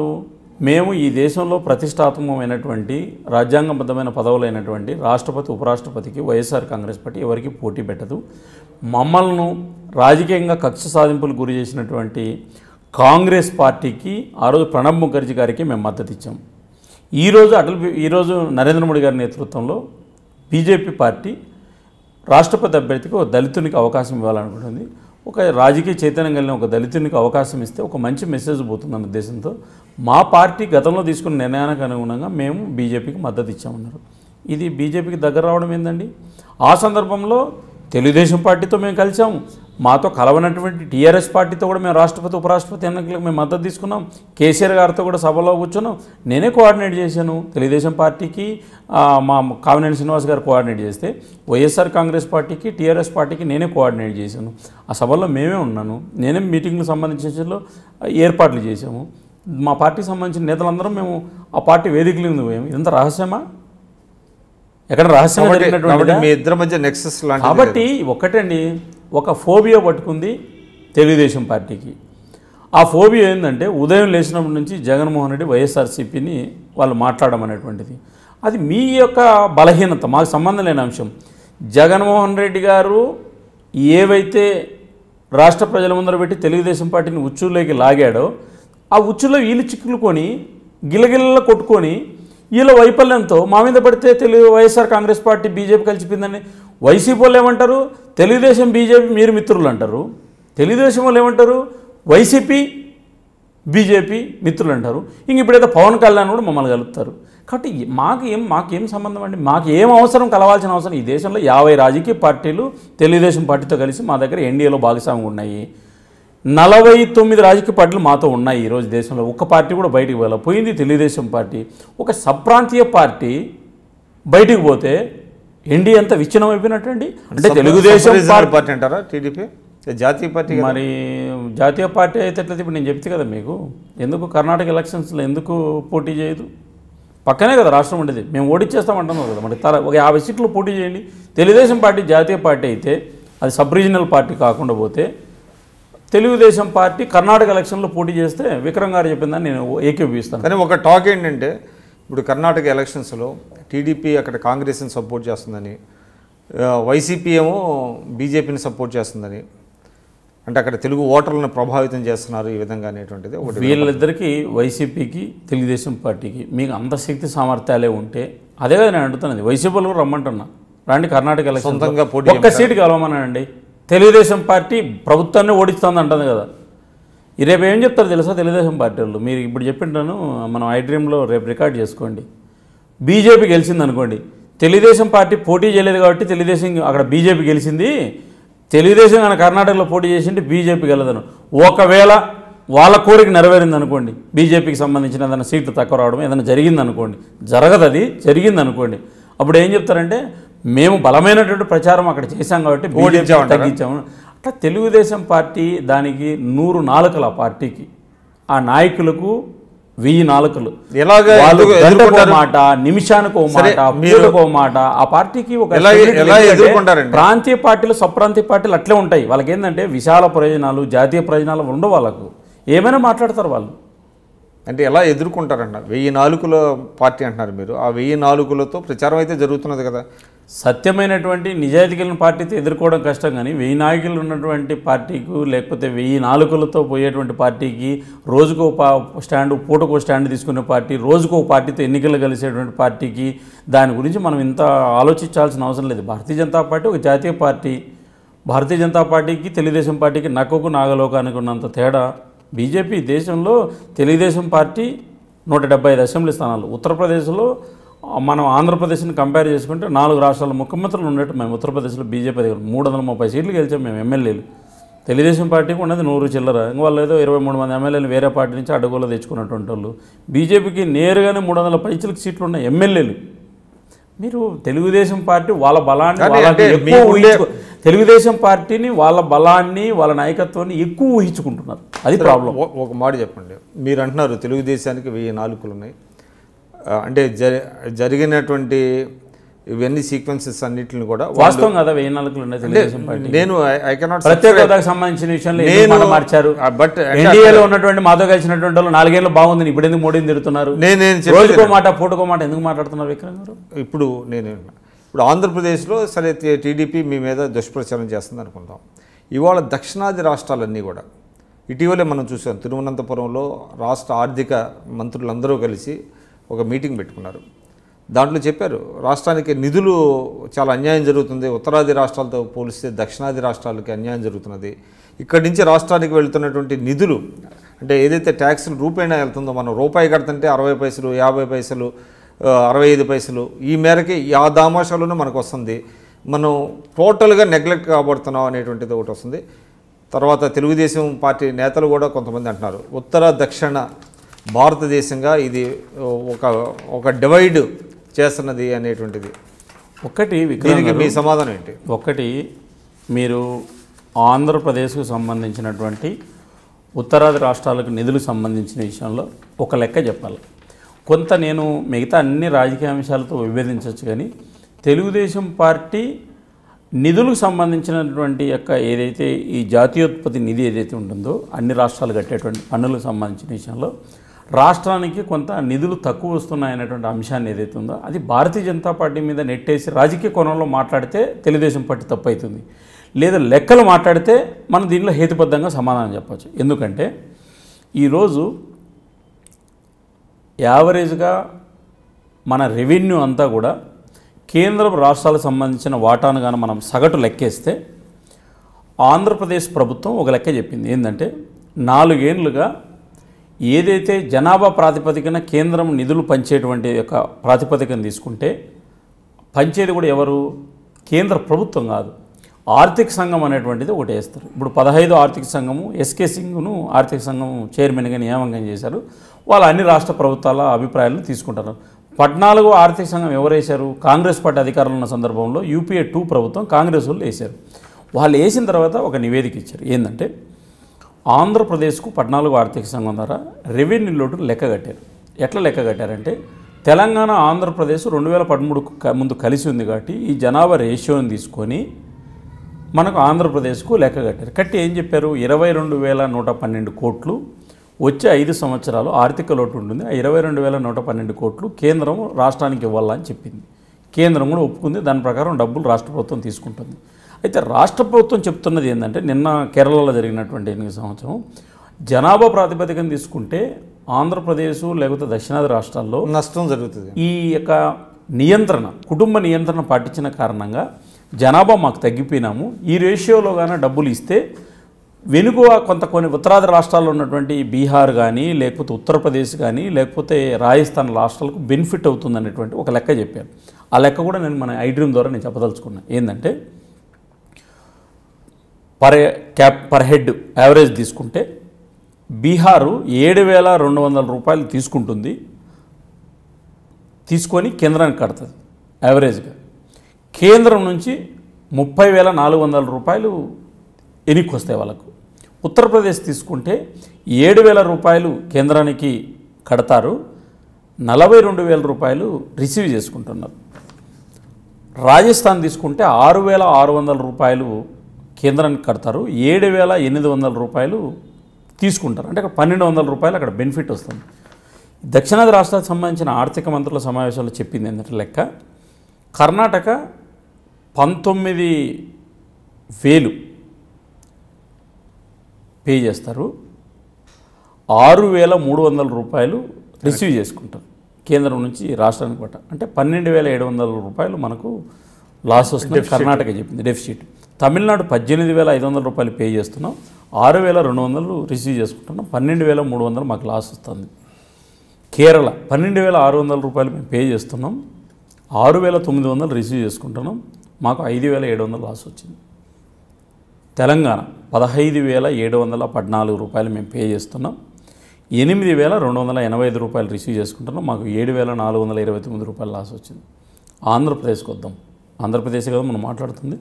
7,200 రూపాయలు మనం పే చేస్తున్నాం పన్నుల రూపంలో పర్ హెడ్ యావరేజ్ తీసుకుంటే, 5,800 రూపాయలు రిసీవ్ చేసుకుంటున్నాం. అంటే 1,400 రూపాయలు పర్ హెడ్ మనకు లాస్ వస్తుంది పన్నుల వాటాలు. రాష్ట్ర ప్రభుత్వం ఇప్పుడు 15 ఆర్థిక సంఘం బీజేపీది కాదు, అది ఈ ఎస్కే సింగ్ అనేటువంటి ఒక ఆర్థిక నిపుణుడు, అనేక మంది రిటైర్డ్ ఫైనాన్స్ సిస్టంలో నేను ఒకటి చెప్తాను. నేను ఇప్పుడు సపోర్ట్ చేస్తున్నా, ఆంధ్రప్రదేశ్ ప్రభుత్వానికి ఈ అంశంలో సపోర్ట్ చేస్తున్నా.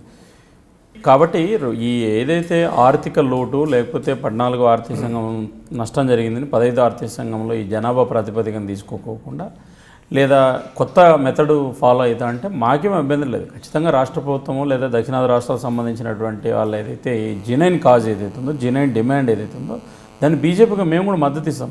కాబట్టి దీన్ని కూడా మోడీకి ముడిపెట్టి ఆర్థిక సంఘం అనేటువంటిది అదే ఒక ఇండిపెండెంట్ బాడీ, కాగ్ ఎట్లా పనిచేస్తుందో ఆర్థిక సంఘం కూడా అట్లే పనిచేస్తుంది.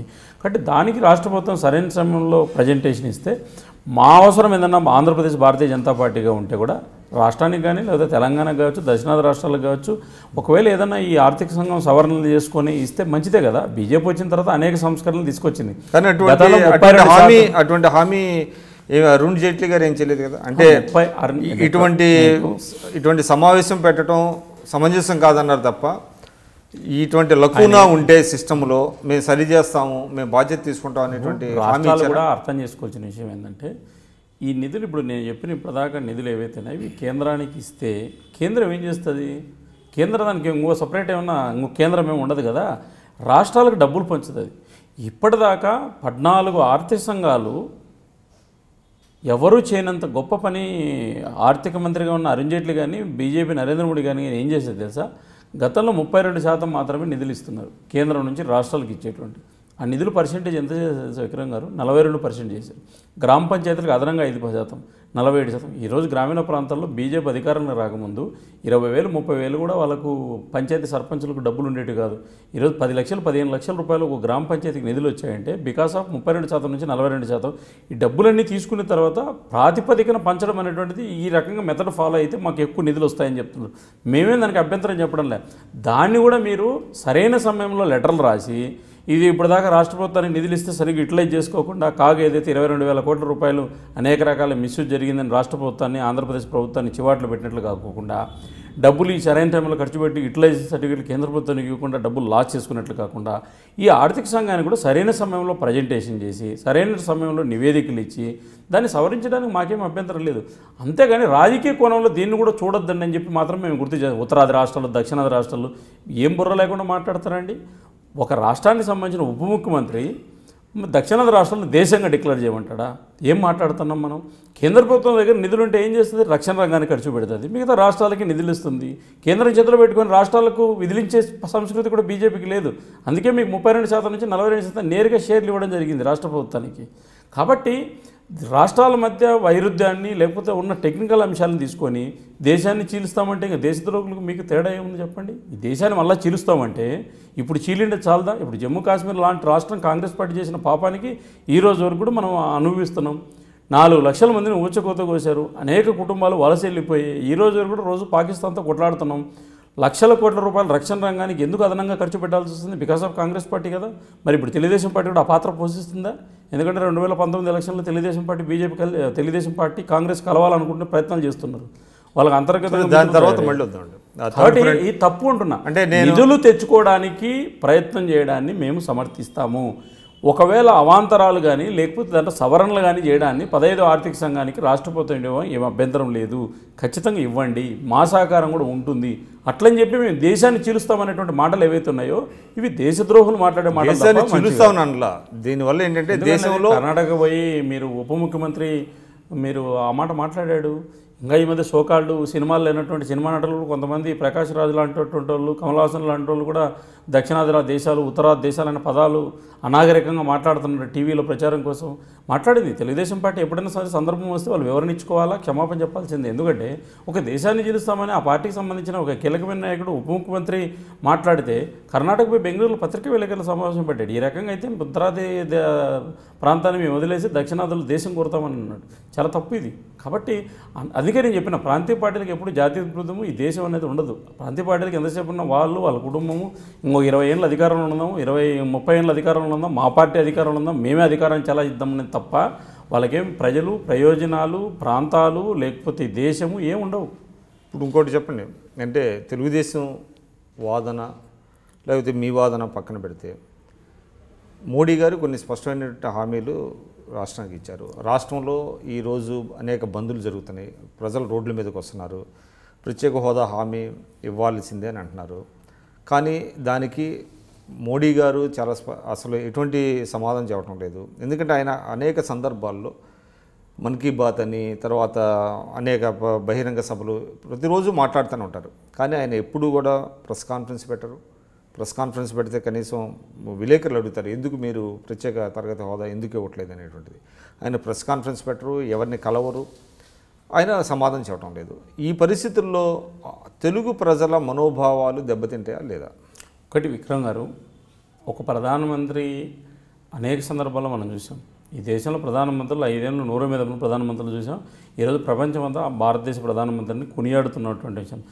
ఏదో ఒక సందర్భంలో పత్రికా విలేకరుల సమావేశం లేట్ అయిందనేటువంటి మనం ప్రామాణికం తీసుకునేట్లేదు.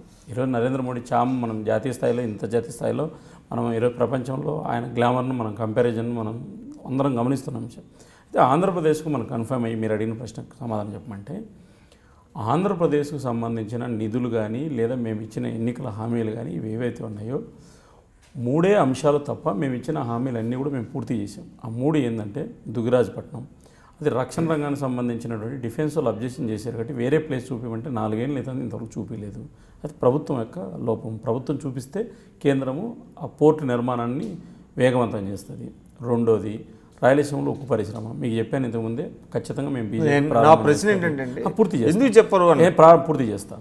మూడోది రైల్వే జోన్ అది కూడా మీకు చెప్పాను. రాజధాని నిధులు మీకు తెలుసు, మేము 3,500 కోట్లు ఇస్తే ప్రభుత్వానికి కేంద్రానికి చెప్పింది వాళ్ళు 700 కోట్లే మేము ఖర్చు పెట్టాము, ఇంకా మేము ఖర్చు పెట్టలేదు అన్నాడు. దాన్ని కూడా కానీ దాన్ని ఒక మాట అంటున్నారు కదా, అంటే మీరు దాంట్లో కూడా అంటే ఒక ప్రశ్న అడుగుతున్నారండి. చంద్రబాబు నాయుడు గారు ఏమంటున్నాడంటే ఆస్థానాకి వెళ్ళమని సూచించింది ఆయనే అన్నారు, ఢిల్లీని మించిన రాజధాని కడతామంటున్నారు, కానీ ఇచ్చిన 1,500 కోట్లతో అటువంటి రాజధాని సాధ్యమా అంటున్నారు. మేము 1,500 కోట్ల రూపాయలు నువ్వు ఖర్చు పెట్టి, ఇంకా నేను 1,500 కోట్ల రూపాయలు ఖర్చు పెట్టాను, మీరు ఇచ్చిన డబ్బులు అయిపోయినాయి, ఇదిగో మేము మీద నిర్మాణం చేసుకోవాలి, డబ్బులు ఇవ్వంటే నైతికత ఉంటుంది, హక్కు ఉంటుంది.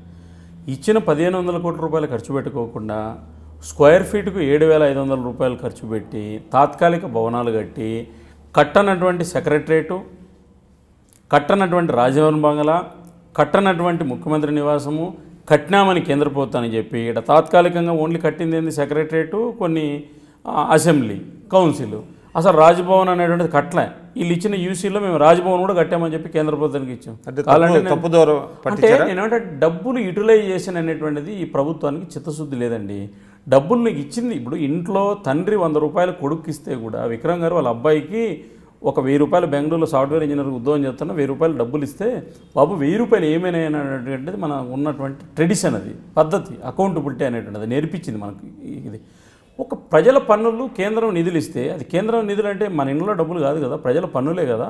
రాష్ట్రానికి డబ్బులు ఇచ్చినప్పుడు ఆ డబ్బులను సకాలంలో ఖర్చు పెట్టి ఇది మాకు డబ్బులు కావాలని అనవచ్చు కదా. ఏం కట్టారండి? 4 ఏళ్ళు అవుతుందండి. ఏమన్నా ఉందండి అమరావతి? 30,000 ఎకరాలు భూసేకరణ చేశారండి. ఆ రైతులకు మీరు సంవత్సరానికి 50,000 ఇస్తున్నారు. రైతుల గోడు ఏందండి? ఎంత ఇబ్బంది పడుతున్నారు. కాబట్టి మీరు ఒకేసారి నిర్మాణం చేయలేనప్పుడు 30,000 ఎకరాలు ఒకేసారి ఎందుకు భూసేకరణ చేశారు? నేను పూర్తి చేస్తాను. ఈ ఘర్షణ వైఖరితో బీజేపీకి సంబంధం లేదు. ఇక్కడ ముఖ్యమంత్రి చంద్రబాబు నాయుడు గారు ఉంటారా, విక్రమ్ గారు ఉంటారా, ఇంకోరు ఉంటారా, లేదా వైసీపీ ఉండదు, మాకు సంబంధం లేదు. భారతీయ జనతా పార్టీగా ఆంధ్రప్రదేశ్ అభివృద్ధికి సంబంధించిన విషయంలో మేము వితండువాదానికి లేదా వాళ్ళ మీద నిందారోపణలకు లేదా మేము అధికారంలో ఉండి ఏదో ఆరోపణలకు వాళ్ళ తప్పులు ఎత్తి చూపించడం మా పని కాదు. దాంతోపాటు మేము కేంద్రంలో అధికారంలో ఉన్నాం కాబట్టి రాష్ట్రానికి సంబంధించిన అంశంలో ఈ భేషజాలకు, పొత్తులకు, ఎత్తులకు, ఓట్లకు, సీట్లకు సంబంధం లేకోకుండా బీజేపీ ఆంధ్రప్రదేశ్కు ఇంకా సంవత్సరం కూడా ఆంధ్రప్రదేశ్ ముఖ్యమంత్రికి, ఆంధ్ర ప్రజలకు మేము ఇచ్చిన హామీలు విభజన బిల్లులో ఉన్నవి, విభజన బిల్లులో లేనవి, పోలవరం కానీ ఇవన్నీ కూడా 100కి 100 మేము చేసి పూర్తి చేసి ప్రజల ముందర పెట్టి 2019 ఎన్నికలకు పోతాం. కాబట్టి బీజేపీ ఎక్కడ కూడా తెలుగుదేశం పార్టీ మాతో మిత్రపక్షంగా లేనంత మాత్రాన, చంద్రబాబు నాయుడు గారికి మోడీ నచ్చనంత మాత్రాన మాకు 5 కోట్ల మంది ప్రజలు మాకు ఇంపార్టెంట్. కాబట్టి బీజేపీగా ఆంధ్రప్రదేశ్ అభివృద్ధి విషయంలో కట్టుబడి ఉంది. మా సహకారాన్ని ఆంధ్రప్రదేశ్ బీజేపీ కానీ, కేంద్ర ప్రభుత్వం కానీ ఆంధ్రప్రదేశ్ ప్రభుత్వానికి మేము సహకరిస్తాం. ఇవన్నీ రాజకీయ కారణాల్లో మేము మాట్లాడుతున్నాం తప్ప అభివృద్ధి విషయంలో మేము ఎక్కడా ఆపలేదు, ఆపం కూడా. కానీ మీరు ఏదైతే చెప్తున్నారో, మీరు అవలంబిస్తున్నటువంటి వైఖరి ఈరోజు దేశంలో ఒక తృతీయ ఫ్రంట్ ఏర్పడటానికి బీజాలు వేసినాయి. అంటే ముఖ్యంగా ఇటీవల జరిగినటువంటి పార్లమెంట్ ఎన్నికల్లో అవిశ్వాస తీర్మానాన్ని ఎదుర్కోలేక ప్రతిరోజు వాయిదా వేసుకుని వెళ్ళిపోవటం చూసిన తర్వాత రాజకీయ పక్షాలను ఒక వేదిక మీదకి వచ్చి థర్డ్ ఫ్రంట్ కావాలి, ఈ రాష్ట్రంలో మోడీని ఓడించాలి, కాంగ్రెస్ను ఓడించాలి అనేటువంటి ప్రయత్నాలు జరుగుతున్నాయి. దానికి అనుగుణంగానే మన కేసీఆర్ గారు మమతా బెనర్జీ గారిని కలవటం, ఇటీవల దేవగౌడ గారిని కలవటం, ఇవన్నీ జరుగుతున్నాయి. ఇటువంటి డెవలప్మెంట్స్ కేవలం మీ యొక్క అహంకారపూరితమైనటువంటి వైఖరి అనేటువంటిది ఒక అభిప్రాయం ఉంది బీజేపీ. ఒకటి విక్రమ్ గారు చాలా రోజులుగా మాట్లాడుతున్నారు. ఈ అహంకారం అనేటువంటిది ఈరోజు థర్డ్ ఫ్రంట్ పెడతామన్నటువంటి కేసీఆర్ గారి దగ్గర కనపడుతుంది. లేదు ఈ దేశంలో నేనే సీనియర్ అని చెప్పుకునేటువంటి చంద్రబాబు నాయుడు గారి దగ్గర కనపడుతుంది. అహంకారం లేదు. ఈ దేశంలో వారసత్వంగా 37 ఏళ్ళు ఈ దేశాన్ని మేమే పరిపాలించాం, మేము తప్ప ఈ దేశంలో ఎవడు బడుగు బలహీన వర్గాలు ప్రధానమంత్రి ఉండకూడదు అనేటువంటి రాహుల్ గాంధీ కాంగ్రెస్ పార్టీ నాయకత్వాల్లో అహంకారం కనపడుతుంది. ఇక్కడ ఆంధ్రప్రదేశ్లో కానీ లేకపోతే ఈ దేశంలో కానీ రాజకీయాలకు సంబంధించిన విషయంలో మీరు తృతీయ ఫ్రంట్ అనేటువంటి ఒక పదాన్ని మీరు మాట్లాడారు. ఈ మధ్య చాలా వేగంగా మాట్లాడుతున్నటువంటి రాజకీయ సమయంలో మనలాంటి రాజకీయంగా మాట్లాడేటువంటి వ్యక్తులు మాట్లాడుతున్న పదం మీరు చెప్పిందే ఒక 2 నిమిషాలు పృథ్వీ ఫ్రంట్ కూడా ఈ దేశంలో వస్తుందనుకున్నాం. సిపిఎం పార్టీ, ఆ పార్టీకి సంబంధించినటువంటి కారత్ గారు మాజీ ప్రధాన కార్యదర్శి ప్రస్తుత సిపిఎం జాతీయ ప్రధాన కార్యదర్శి సీతారాం యేచూరి గారు ఒక 2 సంవత్సరాలుగా వాళ్ళే తృతీయ ఫ్రంట్లోకి పోవాలా లేదా కాంగ్రెస్తో కలవాలని సొంత పార్టీలోనే సిపిఎం పార్టీ తేల్చుకోలేక రేపు హైదరాబాద్లో జరుగుతున్నటువంటి జాతీయ మహాసభల్లో బహిరంగంగా ప్రజల ముందర పెట్టి వాళ్ళ మాజీ ప్రధాన కార్యదర్శి కారత గారిది ఒప్పుకోవాలా లేదా ప్రస్తుత సిపిఐ జాతీయ ప్రధాన కార్యదర్శి సీతారాం గారిది ఒప్పుకోవాలా, దాన్ని వాళ్ళ జాతీయ కౌన్సిల్ సమావేశాలు పెట్టి నిర్ణయం వాళ్ళకు ఒక విధానం ఉందని. విధానం కాదు, అది విధానం ఏం కాదు. అంటే నిలకడ లేని వెన్నెముక లేనటువంటి నిర్ణయాలు అవి. ఎందుకంటే ఈ దేశంలో తెలంగాణకు సంబంధించినటువంటి కేసీఆర్ గారు నేను తృతీయ ఫ్రంట్ అంటున్నాడు అని అన్నాడు. అట్టహాసంగా ప్రెస్ కాన్ఫరెన్స్ పెట్టాడు, హడావుడిగా మాట్లాడాడు. వెంటనే ఇటు నుంచి ఎక్కడికి పోయాడు? మమతా బెనర్జీ గారు వెళ్ళాడు. మమతా బెనర్జీ గారి దగ్గరికి వెళ్ళేటప్పుడు ఏం చెప్పాడు? నాకు మమతా బెనర్జీ గారు ఫోన్ చేసింది, తృతీయ ఫ్రంట్కి మద్దతు ఇస్తాను. అక్కడ పోతే ఆమె ఏం చెప్పింది? లేదు తృతీయ ఫ్రంట్ అనేది చెల్లిది కాదు, కాబట్టి నువ్వు కూడా కాంగ్రెస్కు సపోర్ట్ చెయ్యి, మన తృతీయ ఫ్రంట్ ఈ దేశంలో సాధ్యం కాదు, కాంగ్రెస్తో కలిస్తేనే బీజేపీని ఎదుర్కోవచ్చు అనేటువంటిది ఆమె సలహా ఇచ్చింది. అక్కడి నుంచి ఎక్కడికి పోయాడు? దేవేగౌడ గారు. ఆ మధ్యలో ఒకటి జరిగింది. జార్ఖండ్కి సంబంధించినటువంటి శిబు సోరెన్ కొడుకు హేమంత్ సోరెన్ ఇక్కడ పిలిపించుకొని చర్చలు జరిపాడు. జార్ఖండ్ రాష్ట్రంలో ఎన్ని పార్లమెంట్ సీట్లు ఉన్నాయి? శిబు సోరెన్ పార్టీకి ఎంతమంది గెలవగలుగుతారు? ఈ తృతీయ ఫ్రంట్లో వీళ్ళందరూ కలిస్తే ఏం బలం వస్తుంది? ఇప్పుడు మళ్ళీ కర్ణాటక పోయాడు. కర్ణాటకలో ఎక్కడ ఏం జరుగుతుంది? Congress party versus Deve Gowda BJP ఎన్నికలు జరుగుతుంది. దేవేగౌడ గారి దగ్గరికి పోయాడు, ఆయన గెలిచాడు. కాబట్టి సిపిఐ పార్టీ సిపిఎంతో కలవదు, సిపిఐ గారి కాదు. సిపిఎం పార్టీలోనూ సొంతంగా నిర్ణయం తీసుకోలేదు. సిపిఐ పార్టీ కాంగ్రెస్తో కలవాలంటుంది, సిపిఎంలో తేల్చుకోలేకపోతున్నారు. కేసీఆర్ గారు ఇక్కడ తెలంగాణలో కాంగ్రెస్ పార్టీతో కొట్లాడతాడు, కాంగ్రెస్ పెట్టేటువంటి గ్రూపులోకి ఏ రకంగా వెళ్తాడో చెప్పండి. ఉత్తరప్రదేశ్లో మొన్న జరిగిన ఒకే ఒక పార్లమెంట్ ఎలక్షన్స్కు అనేక సంవత్సరాలుగా దళితులను ఊచకోత కోసినటువంటి పార్టీ అని చెప్పి బహుజన సమాజ్వాదీ పార్టీ మాయావతి గారు అక్కడ ఉన్నటువంటి అఖిలేష్ యాదవ్ లేదా వాళ్ళ తండ్రి ములాయం సింగ్ యాదవ్ ప్రభుత్వం మీద అనేక రకాల ఆరోపణలు చేసింది. ఈరోజు ఏం చేశారు? బీజేపీ బలమైన పార్టీ కాబట్టి తట్టుకోలేక ఒక్క పార్లమెంట్ సీటుకు వాళ్ళు ఒకటే అయిపోయారు. మరి కాంగ్రెస్ సిబిఐ కేసులు పెట్టినటువంటి దళితులు ద్రోహం చేసినటువంటి కాంగ్రెస్తో మాయావతి కలుస్తుందా లేదో ఇప్పటిదాకా చెప్పాలా. అఖిలేష్ యాదవ్ ఆల్రెడీ కాంగ్రెస్ పార్టీతో కలిసి ఎన్నికలు పోయి పరాజయం పొందినాడు. ఇంకా బీహార్లోకి వస్తే లల్లూ ప్రసాద్ యాదవ్ జైల్లో ఉన్నాడు. ఆయన కొడుకు పార్టీ నడుపుతాడో లేదో తెలియనటువంటి పరిస్థితి. మమతా బెనర్జీ పాలన సరిగా చేయలేక అక్కడ రోజు సిపిఎంతో కొట్లాడుతుంది. మరి సిపిఎం కలిసేటువంటి కాంగ్రెస్ పార్టీతో లేదా కమ్యూనిస్టులతో కలిసేటువంటి కాంగ్రెస్ పార్టీతో మమతా బెనర్జీ ఎట్లా కలుస్తుంది? ఇది ఒక కలగూరగంప కిచిడి వ్యవహారము. వీళ్ళంతా ఎందుకు కలుస్తున్నారండి? ఈ దేశంలో బీజేపీ బలహీనపడి ఉంటే మరి ఇండివిజువల్గా ఎన్నికలు పోటీ చేయొచ్చు కదా. 47 సీట్లు ప్రతిపక్ష హోదా కోల్పోయినటువంటి ఈ దేశంలో అన్ని రాష్ట్రాల్లో కోల్పోయి ఈ కర్ణాటకలో ఓడిపోయిందంటే ఇంక ఈ దేశంలో కాంగ్రెస్ అంటే ఏంటంటే వీళ్లకు విశ్వాసం లేదు. వీళ్ళు నరేంద్ర మోడీ ప్రభుత్వం వైఫల్యాలను చెప్పి చూపేదానికి వేళ్ల మీద లెక్కబెట్టే ఆరోపణలు లేవు. నరేంద్ర మోడీ ప్రభుత్వం మీద వీళ్ళు చెడ్డగా ప్రచారం చేసేకి లేదు. ఇట్లా ఏదన్నా జమ్మూ కాశ్మీర్లో ఒక సంఘటన జరిగితే రాష్ట్ర ప్రభుత్వాలది నరేంద్ర మోడీ పేరు వాడుకుంటారు. కేసీఆర్ కానీ చంద్రబాబు నాయుడు గారికి కానీ లేదా మమతా బెనర్జీ గారికి కానీ వీళ్ళందరూ కూడా వెన్నెముక లేనటువంటి నిడకల లేనటువంటి సీజనబుల్గా అవకాశవాద రాజకీయాలు చేసే పార్టీలు తప్ప వీళ్ళు ఈ దేశ ప్రయోజనాల గురించి ఒక ఫ్రంట్ టెంట్ వేసే శక్తి వీళ్ళకి ఎవరికీ లేవు. మేము బలమైన రాజకీయ పార్టీగా ఈ దేశ ప్రజలు మమ్మల్ని హక్కుని చేర్చుకున్నారు కాబట్టి ఈ దేశంలో ఎక్కడ ఎన్నికలు జరిగినా బీజేపీ అధికారంలోకి వచ్చిన తర్వాత 23 రాష్ట్రాల్లో బీజేపీ గెలిచింది కాబట్టి రానున్న రోజుల్లో ప్రాంతీయ పార్టీలు కనుమరుగవుతున్నాయి కాబట్టి ఇవి తాటాకు చప్పులు తప్ప ఈ దేశంలో నరేంద్ర మోడీకి 2019 ఎన్నికలకు వీళ్ళు బీజేపీ వైఫల్యాన్ని ఎత్తి చూపేకి ఒక్క ఆరోపణ కూడా లేదు. వీళ్ళ మీద అవినీతి ఆరోపణలు అన్నా ఉన్నటువంటివి ఏవైతే కాంగ్రెస్ ప్రభుత్వంలో వచ్చాయో దాన్ని కప్పిపుచ్చుకున్న దాన్ని ఈరోజు రాజకీయ స్వార్థంతో రాష్ట్ర ప్రయోజనాలు తాకట్టు పెట్టి రాజకీయ ప్రయోజనాలు వాడుకునే పనికొస్తున్నాయి తప్ప ఈ ప్రాంతీయ పార్టీలకు నరేంద్ర మోడీ ఈ దేశంలో చేసిన అభివృద్ధి మీద చర్చకు ఎందుకు రావడం లేదు అంటే వీళ్ళ వైఫల్యం. ఆ చర్చని మీరు అంటే ఇనిషియేట్ చేసేటువంటి మంచి అవకాశం పార్లమెంట్లో అవిశ్వాసం తీర్మానం పెట్టినప్పుడు ఆ అవిశ్వాస తీర్మానాన్ని ఎదుర్కోలేక పారిపోయాడు అనే అపప్రదని మూట కట్టుకున్నారు కదా మోడీ గారు. మీరు మాటకే వద్దాం. పార్లమెంట్ జరుగుతున్నటువంటి 13-14 రోజుల్లో గొడవ చేసిన ఏ పార్టీలు 6-7 రోజుల పాటు చేసింది టీఆర్ఎస్ ఆ వివరాలు వ్యూవర్స్ కన్నా తల్లి పార్లమెంట్లో మేము పారిపోయినాం పారిపోలేదు. ఆంధ్రప్రదేశ్కు చేసిన సహకారం కానీ లేకపోతే ఈ దేశ అభివృద్ధికి సంబంధించిన సహకారం కానీ లేదా కాంగ్రెస్ పార్టీ అధికారంలో ఉన్నటువంటి నీరవ్ మోడీ లాంటి వాళ్లకు చిదంబరం లాంటి యొక్క వ్యక్తి ఆర్థిక మంత్రిగా ఉండి దోపిడీగా కోట్ల రూపాయల డబ్బులు ఇచ్చి విదేశాలకు సహకరించినటువంటి కాంగ్రెస్ పార్టీ వైఖరి కానీ లేదా చిదంబరం ఆర్థిక మంత్రి కొడుకు మీద ఆరోపణలు వచ్చి సిబిఐ కేసులో జైలుకు పోయినటువంటి వైనం కానీ లేదా రాహుల్ గాంధీ గారి బావ అయినటువంటి రాబర్ట్ వద్రా మీద ఉన్నటువంటి ఆర్థిక నేరాపరణలు కానీ ఇవన్నీ బయటకు వస్తాయి. కాబట్టి పార్లమెంటులో ఉద్దేశపూర్వకంగా కాంగ్రెస్కు బీ టీమ్గా ఉన్నటువంటి టీఆర్ఎస్ పార్టీ గొడవ చేసింది, ఏడీఎంకే గొడవ చేసి ఏడీఎంకే కాంగ్రెస్తో ఒక్క నిమిషం అండి. ఏడీఎంకే కూడా ఎన్డీఏలో భాగస్వామి కాదు, మా మిత్రపక్షం ఏం కాదు.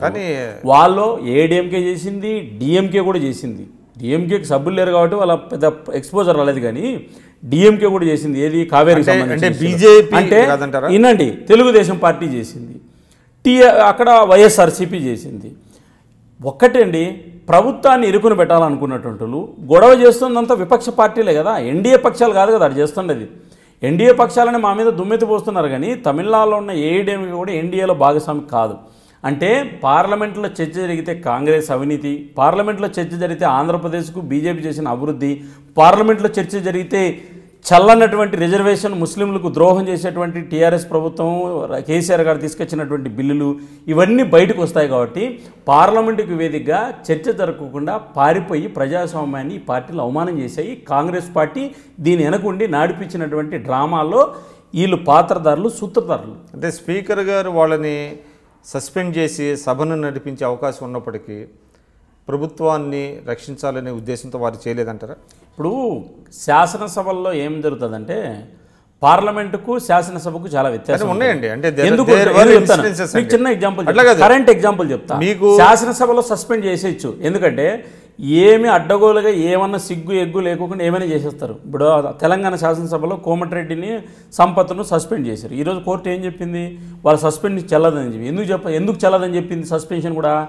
వాళ్ళు దాడి చేశారని చెప్పి రాష్ట్ర ప్రభుత్వానికి సంబంధించినటువంటి రాష్ట్ర ప్రభుత్వం అంటే ఆంధ్రప్రదేశ్ శాసనసభ తీసుకోండి, వైఎస్ఆర్ కాంగ్రెస్ పార్టీ శాసనసభకు రాకపోయినా వాళ్ళు ఉన్నప్పుడు పారిపోయి శాసనసభ జరిపేదానికి భయపడినటువంటి తెలుగుదేశం ప్రభుత్వం వాళ్ళు లేనప్పుడు ఎక్స్టెన్షన్ చేసుకుని శాసనసభ జరుపుకొని తెలుగుదేశం పార్టీ కార్యాలయం చేసింది. 23 మంది ఎమ్మెల్యేలను ఎక్స్పెల్ చేయకోకుండా ఇప్పటివరకు కాపాడుకుంటుంది. పార్లమెంట్లో అట్లా జరగదు. పార్లమెంటులో ప్రజాస్వామ్య విలువలను భారతీయ జనతా పార్టీ కాపాడుతుంది కాబట్టి అడ్డగోలుగా సస్పెండ్ చేయలేదు.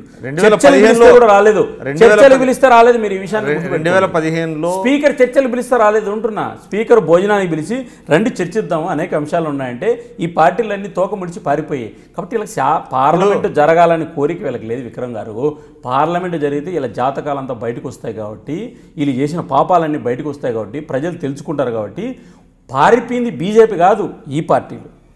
అంటే ఈ వాదనంతా ప్రజలు నమ్ముతారు. వాదన కాదు, వాస్తవం.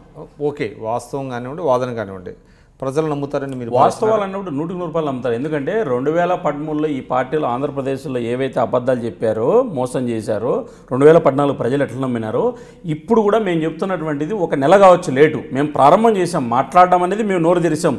మిత్రధర్మాన్ని పాటించి ఇప్పటిదాకా తెలుగుదేశాన్ని గౌరవించి వాళ్ళు చేసినటువంటి అన్ని అంశాల ప్రాతిపదికన మాట్లాడాం. ఇప్పుడు అన్ని అంశాలు మాట్లాడుతున్నాం. గతంలో అంశాల ప్రాతిపదిక మాట్లాడితే ఇప్పుడు అన్ని అంశాలు మాట్లాడుతున్నాం. రాజకీయంగా కూడా మాట్లాడుతున్నాం. మేము మాట్లాడేది ఒక రాజకీయ పార్టీగా మాట్లాడుతున్నాం.